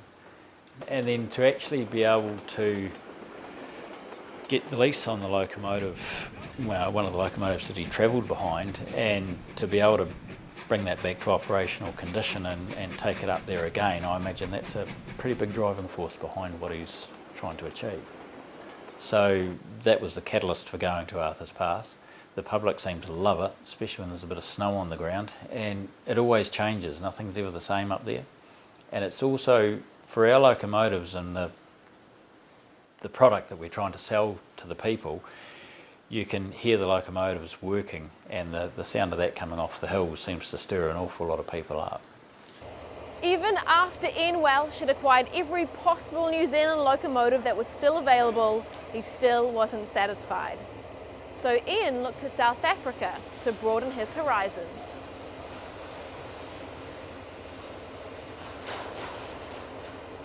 The reason I've got so many engines is that basically I've just paid scrap value for them, which hasn't been very much money at all. And that particularly applied to South Africa, as you think, why invest in South Africa? Firstly, they've got very nice steam engines. In New Zealand, basically, I missed out. I ended up getting engines that were not very good. They were wrecked. By the time people like myself came to acquire them, that's what was left. So I was determined almost not to see the same thing happen in South Africa. And again, I was able to buy them for scrap value. And so I bought 4 South African engines and moved them to New Zealand. 2 are very, very large locomotives, and 1 Garrett, which is a double-ended engine. But I bought a smaller engine, which was a similar size to our J's. I got approached by a chap. There's a very scenic run from Cairns up to the mountain village of Coranda. It's about a 2-hour trip by rail. A charming route, a bit like Arthur's Pass. A chap heard a bus tour operation, saw the potential for steam, and he approached me with a view of starting in Coranda. And I went across there and had a look at it. With Grant Yorth and myself, we decided that we'd do up this South African 24 class. So we did all the work at Parnell, and we shifted it over to Brisbane and then trucked it up to Cairns. At the same time, we bought, I think, something like 10 carriages from Queensland Rail. Spent something in the order of about $3 million Australian dollars getting established. And each time we went to get started, the bar lifted just a little bit. Oh no, before you can get started, we need you to do this. So then we'd comply, we'd have to do whatever we had to do, and of course that took another 6 months or whatever. In the end, it was 5 years before we got operational. And something I learned actually, that you don't sell these trains overnight. You've actually got to get established. You've got to run your trains whether they're full or empty. And it takes quite a while to get into the market, particularly that as a tourist market. There's about a 12 to 18 month lead time. We could only stand the pain for so long. In the end, we were down the tubes to about the tune of about $1 million. And after 10 months, I had to make the decision either I was going to have to borrow a lot more money to keep it running or cease running. So reluctantly, we pulled the plug. A few months before that, we had been approached by the Queensland government this time, the transport side, who were actually had funded this rail car called the Savannalander. It runs every week during the season. It's a 9-month season, and it goes from Cairns out to a place called Forsyth, which is out in the desert. So it takes 2 days to get there and 2 days back again. Queensland Rail, that's the rail section, the operating section, they'd been running the Savannalander up until then, and there seemed to be some friction between Queensland Transport or the government and Queensland Rail. So they decided that they'd look for other operators, and there was a consultant came in from Victoria, and he suggested they talk to us because we were the only other operator in Queensland at that time. We had many meetings with Queensland Transport, and it was headed by a lady who was a lawyer, Lucy Snelling. I like Lucy, but Lucy was a hard negotiator. And I do recall one conversation which has lasted in my memory and rather amused me. Lucy was, I won't say laying down the law, but she was explaining in fairly strong terms what was expected of us if we managed to get the contract. So I sort of stopped her and said, well, hang on, Lucy, this is a 2-way street. It's just not one way. I and my partners, we're laying our life on the line here as well. We're making a commitment in our life. Not only financially, we're making a commitment in time and effort. But I said, just coming from New Zealand, we're going from Cairns, which is a popular spot, but we're going virtually out to nowhere in the outback. I said, in New Zealand, that sort of service disappeared 20 years ago. I said, it just seems unusual to me that you should want to keep this rail car going.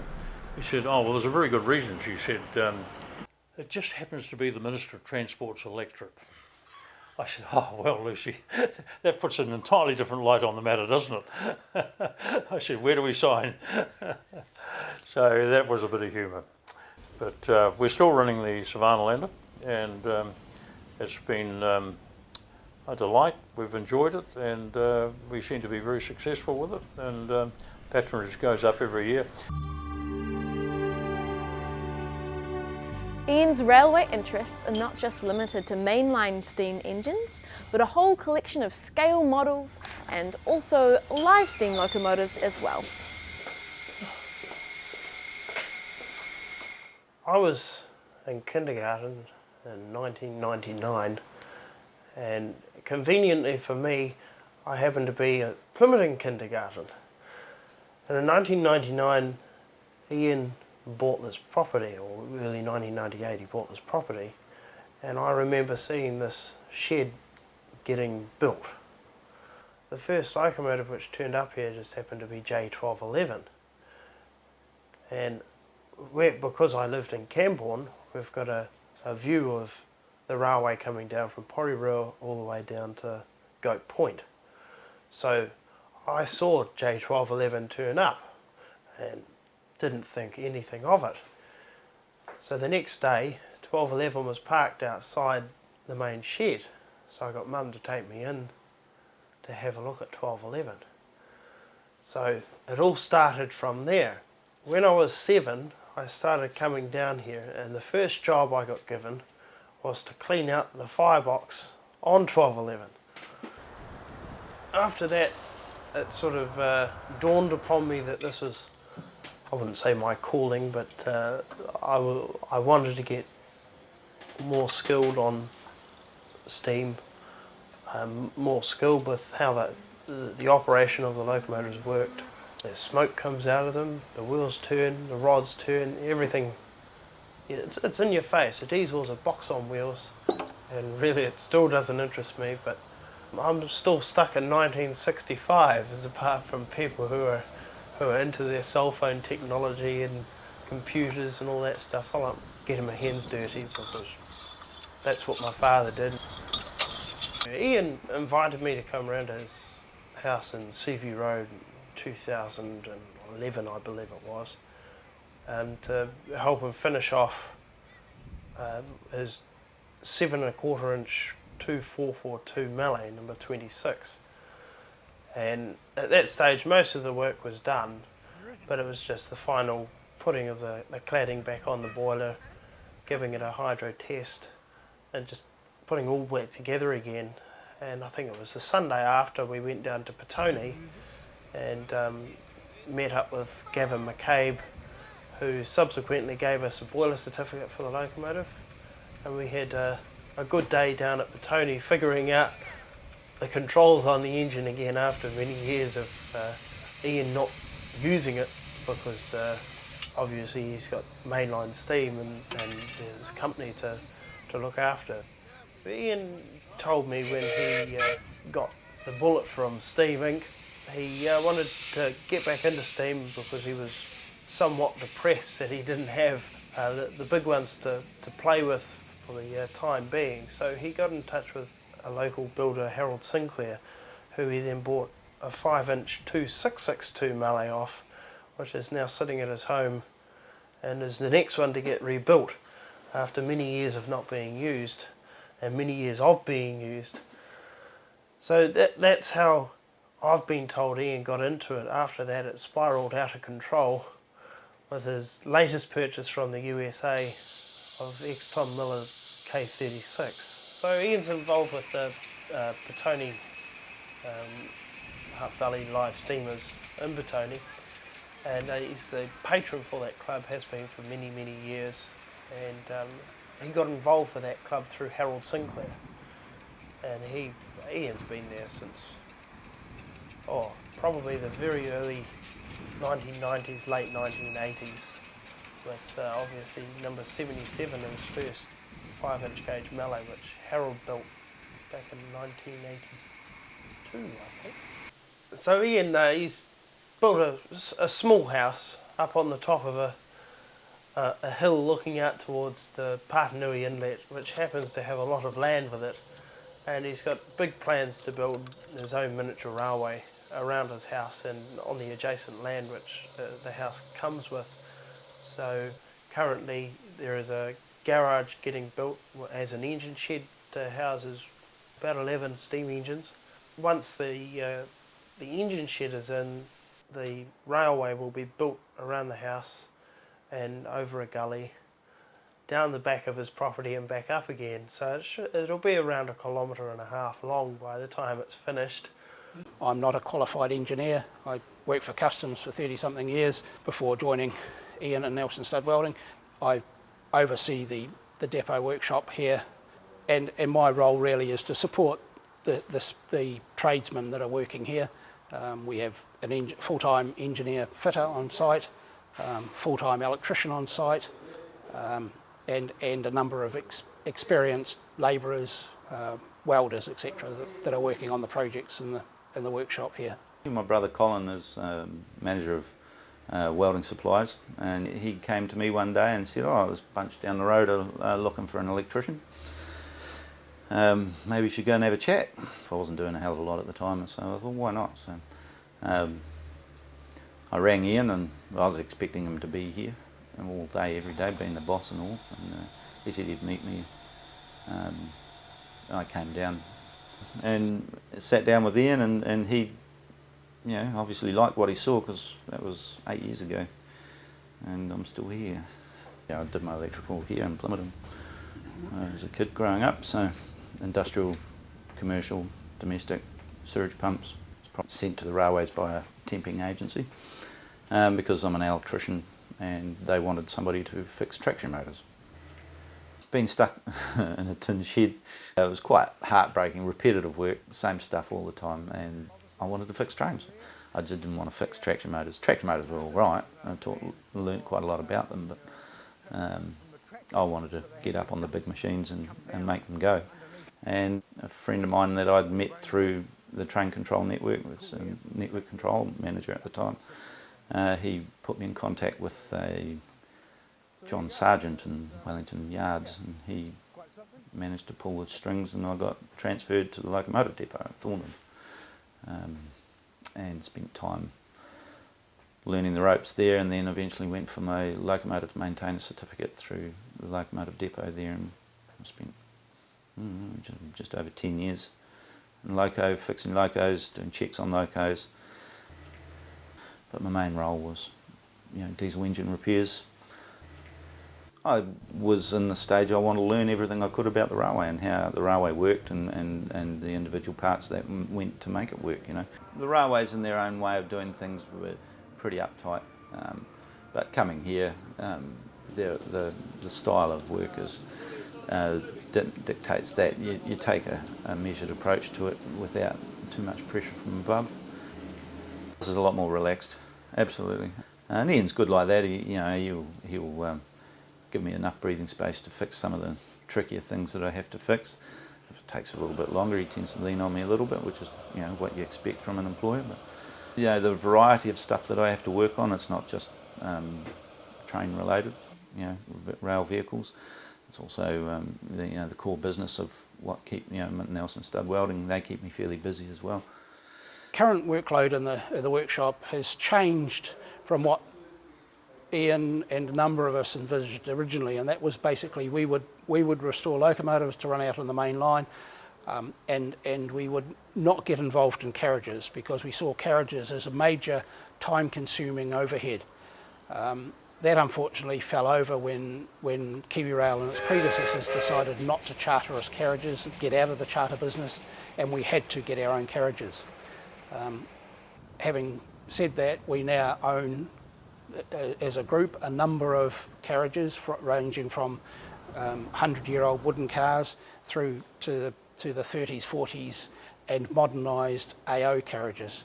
The AO carriages, when purchased, had come out of service and we believed to be in reasonable condition, but then upon investigation found that we had substantial work to be done on these cars, and what really we had hoped to achieve in 6 months. They've been a major exercise for us over the last few years, and are continuing to be so, because we're having to build a fleet for Wellington, and of course we have what was originally imported was the Mark II British carriages, which has been a major conversion to New Zealand requirements. Obviously all of the The bogies are much different between the UK and New Zealand, so the cars have been lowered. We've had to modify the underframes. We've had to take out all of the electrical side of things and replace that. The air conditioning units had to be replaced, so there's been a lot of time and effort gone onto those BR cars, and they will be used as the fleet for our Auckland depot when it gets up and running at Mercer. This workshop on the whole, and its associated machine shop, undertakes practically all of the work that any of the major railway organisations around the world would undertake. We have big lathes, big drill presses, all the machinery here. We have a drop pit outside so that we can drop wheels out of locomotives. The only thing that we can't do at the moment is turn our wheels to do that, but that's contracted out. But we do have a wheel lathe here, which we will be installing either in Plympton or in our new Mercer depot. That's yet to be decided, but we are getting to a stage where we are getting close to being self-sufficient in the machinery required to do all of the restoration work in-house. Mainline Steam's restoration and operations would not be possible without the invaluable contributions made by volunteers. As a child, I'd always been sort of, and it's natural for any child to be sort of fascinated by trains, and so I just modelled NZR 3/16 as a teenager and sort of moved away from it for quite a while, and so it would have been around about 2003, 2004. I was having various time-based issues where I was spending basically week after week at work and just ran out of time for myself, and so I thought of back to my childhood, what I used to enjoy, and so it was just one day I was driving past and I happened to see a Mainline Steam sign go up on the side of the building over there, and I thought, sure, let's go over and have a look. And so I come out and have a look and just see what they're doing, and sort of seeing Richard with his DJs that I think he'd moved out not too long prior to that. Though I can't remember what else they were working on, probably 12, 11 they were working on at the time, and so Richard needed a bit of help. And so I just sort of started floating around. And pretty much from then I'd come out sort of maybe once a month or so, just spend a day out here with my own kind, with blokes and that, because most of my clients are all women. Ian had this opportunity, would have been, I think it was around August 2004, when Toll were breaking up the old NZR heritage fleet, and the EW was being sent out to scrap at Sims. And Ian, as a child, was fascinated with EWs because he got taken to school behind them. And so when he heard this, he, of course being Ian, had an opportunity to talk to Sims directly, and he was able to write a cheque for whatever it was, 20, 40, 100,000, whatever it might have been, to basically buy it straight off Sims. But again, that was just people talking to people. Otherwise, the locomotive would have gone to scrap.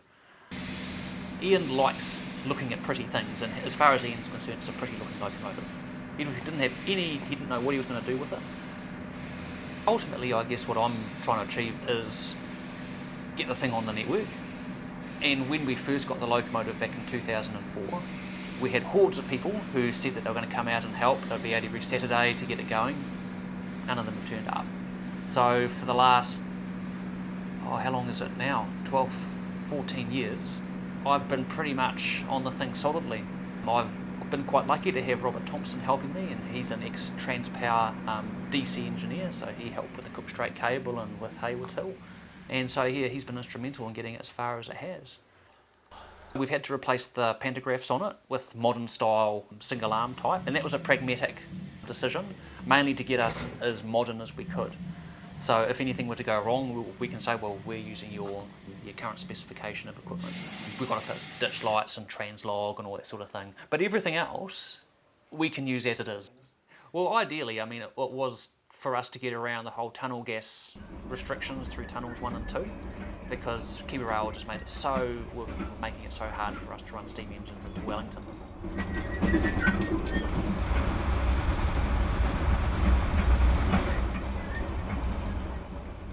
So we were going to run trains from Wellington either as far as Paihook or Waikanae. then change over to steam, and then do the reverse coming back into town again, so for your tour trains. And certainly that happened in the past. So before they lowered the tunnels in the late 60s, the railways would run steam, pretty much from Auckland down to Paikok, and then they would change over to electric, whether it be ED or EW, to then haul the train all the way into town. And that was just done to get around smoke nuisance in the carriages. And so I guess we're just trying to recreate that experience for our passengers. While there are many train enthusiasts, there aren't many who use their passion to inspire and delight the way Ian does. He unites a community of workers, volunteers and passengers, young and old. No, my love or my passion has always been steam excursions on the main line, where you're not limited just to one section of track. And as a result of forming Mainline Steam, I think most of our engines have covered literally from, not going to say Kaitaia to Bluff. We've certainly been to Bluff, and we've been to Oteria, which is the furthest north one could go at that time. So there's not many lines that we haven't been on in New Zealand. That's what excites me, if you like. Being confined to a track from A to B, really, in my view, can get very boring. We've run about every 2 years, we run a 10 to 14 day steam tour of New Zealand. Now that has proved reasonably popular, but our maximum we've ever had has been about 80 people.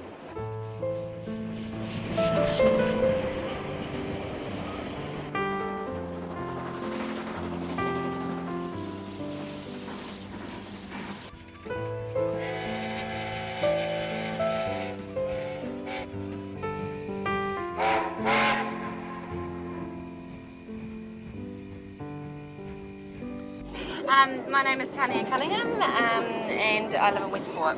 We've been a couple of years ago and we wanted to take the kids again on it. It's great. The kids have enjoyed it. It's got lots to look at and it's quite neat. My name's Megan Carey and I'm from Westport. It's the first time I think I've been on a train in New Zealand, a scenic train ride. It's great. Yeah, I love the scenery and the fact that the kids are really excited. It makes it all the more enjoyable. My name is Nolene and I live in Westport. My brother works for the railway and he sent us a text yesterday to tell us the train was coming into town.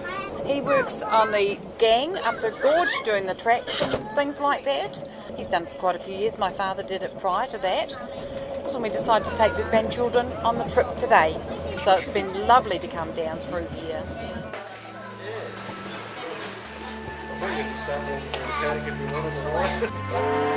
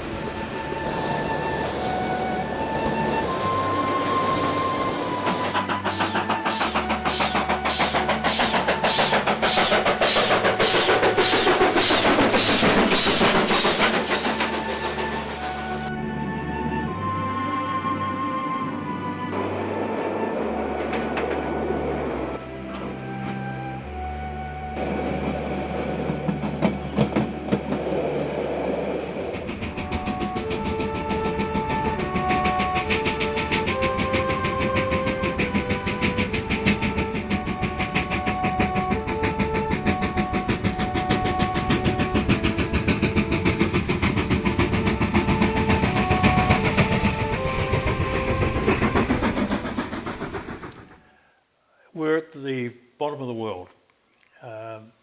Some of the tourist lines that do very well obviously are Switzerland and South Africa. You've got Rovis Rail who run safaris out to lion parks and things like that. I think Rowan Voss of Rovis Rail is now running often 3 trains a day to this type of thing. Not all steam, mainly diesel these days, but Rowan, or South Africa, where he's based out of Johannesburg, he's only 8 hours flying time for most of the large European cities, including London. New Zealand, from the Northern Hemisphere down here, for most people it's a 24-hour flight. You get the cruise ships coming in. I believe that would have potential, has got potential. Ian has has been encouraging capable and energetic members to join the team as the operation grows. My father obviously had a model train set like a lot of families have in that, and my grandfather used to drive the J locomotives in his younger days, so we were talking about those stories and that. My background is pretty much through a trades background in telecommunications and other utilities such as power and gas. So I spent my first working year on the road, sort of doing my trade, and had a van and out and about, and looking after customers' faults and that. So lucky enough to get into some supervision management roles, and have pretty well over the last 30 years of my career been in management roles, looking after business units throughout the country. I feel that's given me a good grounding, and certainly these skills I'm able to now apply into Mainline Steam to help us move forward with our business here. My work brought me to Wellington about 5 or 6 years ago, and aware of the Heritage Railway organisations in Wellington, so come had a look at Mainline Steam, talked to the guys, they made me feel most welcome, and pretty well ended up volunteering on the Saturdays and contributing to Mainline Steam. My timing was right around where Mainline Steam hadn't been running excursions. There was withdrawal of the charter fleet by Kiwi Rail, so Mainline Steam was still in the process of getting their carriages certified. As I came on board, we were going through the final stages of the AO carriage certification, so they were certified in early 2016 to run on the Kiwi Rail network. I sort of had understood enough of the business and the group, so I put my hand up to start to organise the Heritage excursion trip. We're pretty well, trying to offer a sort of premium type sort of experience for our customers. So we've got a good team of carriage attendants that work with us. We focus a lot on our people our customers once they're on the train. With what the AO carriages offer in the respect of air conditioning and the large windows and the nice comfortable setting, just make a very nice experience for our people, and try and sort of attract that clientele that they're happy to have a nice day out on the train. As our fleet comes on board and as we expand our operations with the rest of our carriages getting certified across the country, we'll better run the same sort of trips out of Christchurch, and once the Auckland depot's finally up and running, we'll do the same in Auckland. So part of I guess the strategy and having the 3 depots across the country is we obviously have a good asset base, but it gives us some efficiencies, and when we want to look at doing tours, and if we've done international tours before where we've targeted overseas groups, so going forward we'll look at the international market again, and either we'll do them ourselves or work with a reputable supplier such as a travel company, and be able to run tours either from one end of the country to the other and back, and there's some cost effectiveness in being able to do it, because we'll have equipment sort of our main depots, 3 depots, Auckland, Christchurch and Wellington. So we're thinking about what's next for us. How do we utilise the equipment that we've been lucky now to be able to use and have, and certainly the pleasure we're able to bring to our customers by experiencing the steam train will help to cement Mainline Steam as one of the premier sort of heritage train travel organisations in the country. We're extremely grateful, I guess, to the foresight of Ian and the effort and the commitment he's put into building this impressive fleet of heritage locomotives and rolling stock, and the work that's been done. And then if you look at the history of Mainline Steam, the efforts, the battles, the challenges that everyone's gone through to get the organisation to where it is now, take my hat off to the people involved in that. And as we move forward, and we've got a good structure established, a good management team that pretty well gives us the confidence to run forward, and we're sort of in the position where Ian can now sit back and let us run the business, and my responsibility as the general manager is to make sure those efforts are continued on, and that we get really good return on it. I've known Ian for a long time, and Ian is an interesting character to work for. He is a taskmaster. He does want things done when he wants them done, but likewise he's a very compassionate man, and is very helpful in a lot of the things that he will do to see that you thrive as well.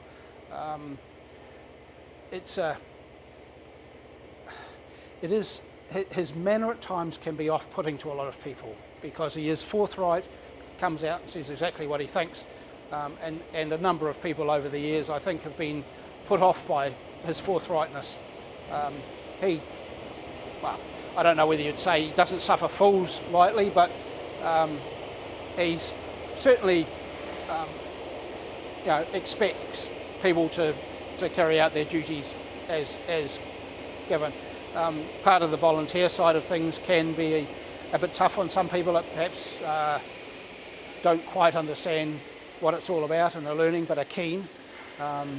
Ian perhaps at times has an expectation that everyone can do a number of tasks even without having instruction on how to undertake those tasks. So that's something we, as a manager, I'm conscious of and try to protect some of our newer people from. Ian's involvement now with the workshop is basically he allows those people that know what they're doing to get on and do things, and obviously with our engineer and our electrical people, they can get on and do things without any hassles. Some of the others, Ian does want to assist them in their duties, I'll put it that way, which can be a bit frustrating, but on the whole, you get used to Ian and his little whims and ways, and get on and do the job. He's always played an active role, but his role perhaps is diminishing a little bit now because he is getting a little bit older and therefore is not able to physically do some of the jobs that he used to do with enthusiasm. So that's a sign of age, unfortunately. Ian will be in the depot every Saturday. He'll also be down here during the week, probably 2 or 3 times a day. So he's active in the business and in the restoration side of things. Ian over the years has always worried about the future of Mainline Steam in general and has set up 2 trusts. One is the Ian Welch Locomotive Trust, and that trust has the ownership of all of the locomotives, rolling stock and everything else here. And the other arm is the Mainline Steam Heritage Trust, which is really the operational arm.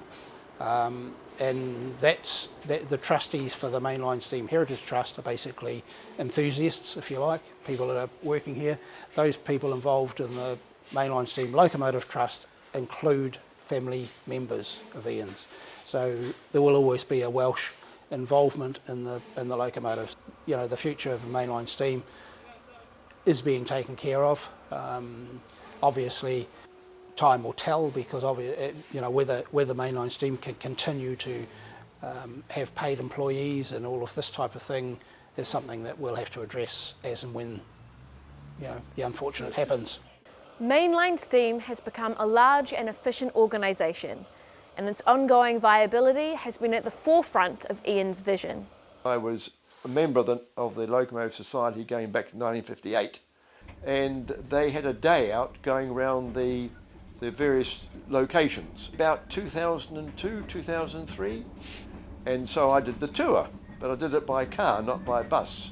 And so having gone to Steam Inc. and gone up to the tramways, I then came back here on my own, and so Ian was very courteous. He said, "Come in, would you like a cup of coffee?"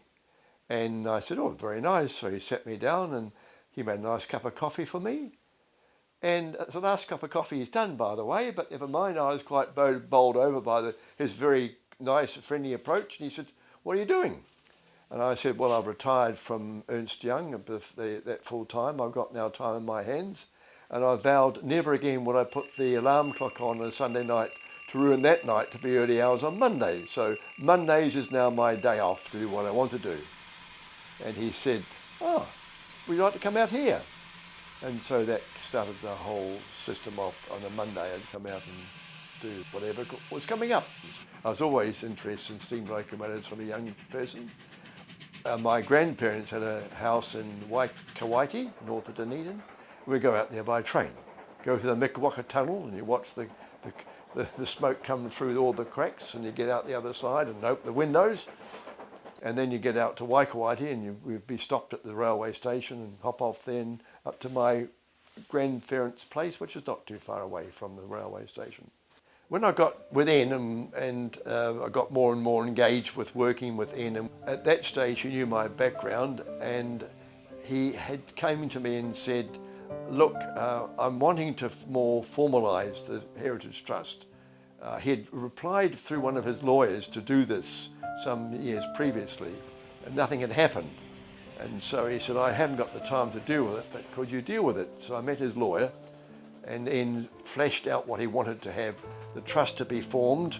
He wanted trustees who would look after the locomotives and to restore the locomotives and to put things on a formal basis so that Ian could be satisfied that his locomotives would be looked after in the long run. The idea was that all the locomotives would be serviced by the Heritage Trust, and so he'd go for charitable status and the whole lot registered that way. Then, of course, realise, of course, how was the locomotives to be looked after, because they're all in Ian's name, all the rolling stock's in Ian's name. So Ian realised that he wanted to form the locomotive trust so he could guarantee the safety and security of his locomotives when he died. And so that's when we agreed we'd go ahead and form the Ian Welch Locomotive Trust, because he's transferred all their rolling stock into that trust with their primary responsibility of maintaining the locomotives so they wouldn't be sold, disposed of or cut up. So that's the role of the Locomotive Trust. Now, then he decided, well, we actually decided, the Mainline Steam Heritage Trust would still be responsible for the maintenance, the running of the trip. So they formed the two different trusts, so they could be responsible for each section of responsibility for the collection. We've seen what Ian's achieved, so now I'd like to meet him myself. Let's go to his home and see what Ian has to say about his accomplishments and why he's done what he has.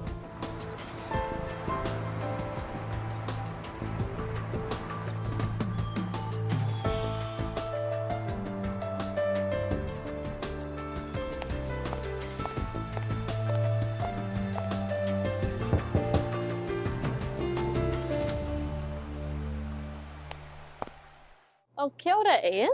It's lovely to finally meet you, and obviously to see around your incredible house. Yeah, it's absolutely magical.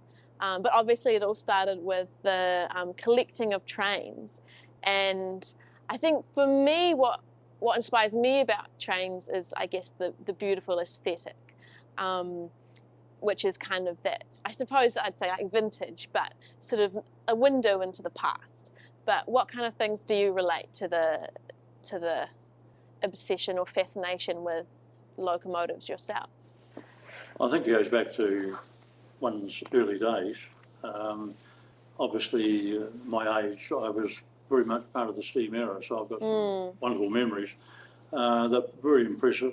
Steam locomotives are very impressive machines. Yeah, yeah. I mean, even today, I went to America a couple of years ago, and I went on this little mountain railway, and I guess Thomas has done this, but not so much in America. But I mean, the kids, they just absolutely, it's like a magnet. You're steaming and going, suddenly all these kids are rushing up. Yeah. And going, and that reminded me that's what I was like as a child. Wow. So, yeah. Graham, obviously one of the people who used to work with you or work for you, described it kind of like the fact that it's alive. It's always going, it's always got this fuel running, but I suppose for me it's also just the intensity of like the of a classic sound and imagery of all the cogs turning and stuff. Is that part of what you're talking about? Oh, absolutely, yeah, absolutely. It's a machine that you can actually see it working, and it's visual, and you. Yeah, totally. It makes a noise. It makes a lovely noise. Most of them have got beautiful whistles, and that's. Yeah, true that. There's just so many things about them. It's kind of this really just mighty, almost like raging power that's sort of, well, you can control it, but it almost seems uncontrollable, untamed. They're big, and there is a lot of power there, and they exude that power. Yeah. So I guess obviously you got one and then kept buying more. Why didn't you just stop at one? What I found, and originally that was the whole intention, just to have one steam locomotive. But then you find you've got to build a shed to house it, and you find it's easier to build a shed that's not only you need a shed for locomotives, you've got to have machinery and cranes and lathes and that type of thing. But also I think you've got to go back to the motive of what one's trying to do. I was, I suppose, horribly disappointed when diesels came in and it became evident that we were going to lose these steam locomotives. And I started to see them being cut up all around the world. And even worse, it seemed to me that the railway companies tend to pick the best locomotives and cut those up, and what we call the dogs were left in the back of the sheds and weren't touched. Yeah. And I obviously had a profound effect on me. I could see something I was very passionate about. Yeah. I mean, I was supposed to describe it. I feel a wee bit the same about lions and tigers. Most magnificent animals, and yet we are destroying them to the stage where shortly they'll become extinct, apart from zoos and that type of thing. I mean, I'd love to see tigers here in New Zealand, but I think all the sheep farmers would take me out and lynch me. But I guess that's the way I can describe it. I feel about steam locomotives like I feel about lions and tigers. Such impressive, and elephants, such impressive animals, they are impressive. And that's how I feel about steam locomotives. Yeah, for sure. So I guess once I started one, I guess it's like learning to type. Once you can learn one key, you start learning all the rest of them. And going with the steam engine, once you realise how you could save one, it wasn't very difficult to save another one. And another one. And it's been a lifetime journey. Just not in New Zealand, but I've continued to do that. I've taken a huge interest in America and England. And I've been fortunate to be able to do some of that work in South Africa and save a few locomotives in South Africa, which have the same gauge as we have. I bought 4 of them here from New Zealand, but I still have others in South Africa, where, again, you can't do this on your own, and you get like-minded people want to know what you're doing, and they get involved with you. Absolutely. And they become part of you, part of the team that's doing this work. Yeah. So the team is another massive thing that fuels the passion. Sort of finding a community of like-minded people. Yeah. And I don't want to sound like a religious cult or anything. It's not like that. But like-minded people get together and don't get on with all of them, but you tend to find other people with similar views to yourself, and there's a lot of joy in that. There's a lot of joy in communicating with people of like minds. Would you find that like leading a team to do these things has been rewarding? Oh yeah, definitely. Yeah, no doubt about it. So I guess how it's kind of sounding to me is not really the question of why would you keep collecting them, but why not? Why wouldn't you? And I like how you use the word saving. It's like, well, if you save one, why wouldn't you save more? Why would you stop there?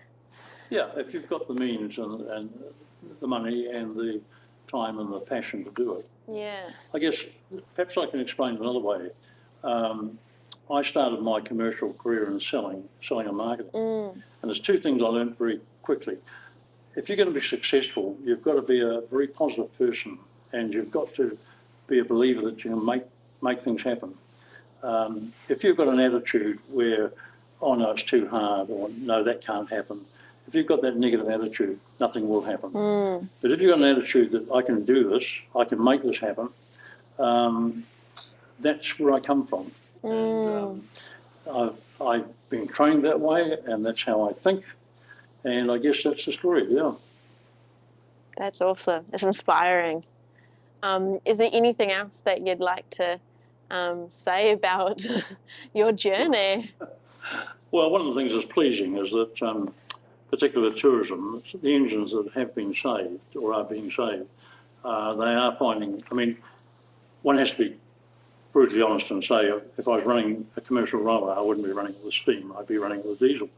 But steam has a place for tourism right around the world, and it brings people in, and we run steam tours in New Zealand. We do them about once a year. We get a lot of English people, we get a lot of German people. Because it's unique, people will come, people who are interested will come from all around the world just to be involved in right behind your steam engines. So that's the positive. So I'm eternally optimistic that this will keep growing. It will keep growing and steam will continue its resurgence. Yeah, I'm optimistic that the engines that we've saved will have a bright future. That's so fantastic. Wow, thank you so much again. Okay. Really appreciate your time. Thank you. Good. Cheers.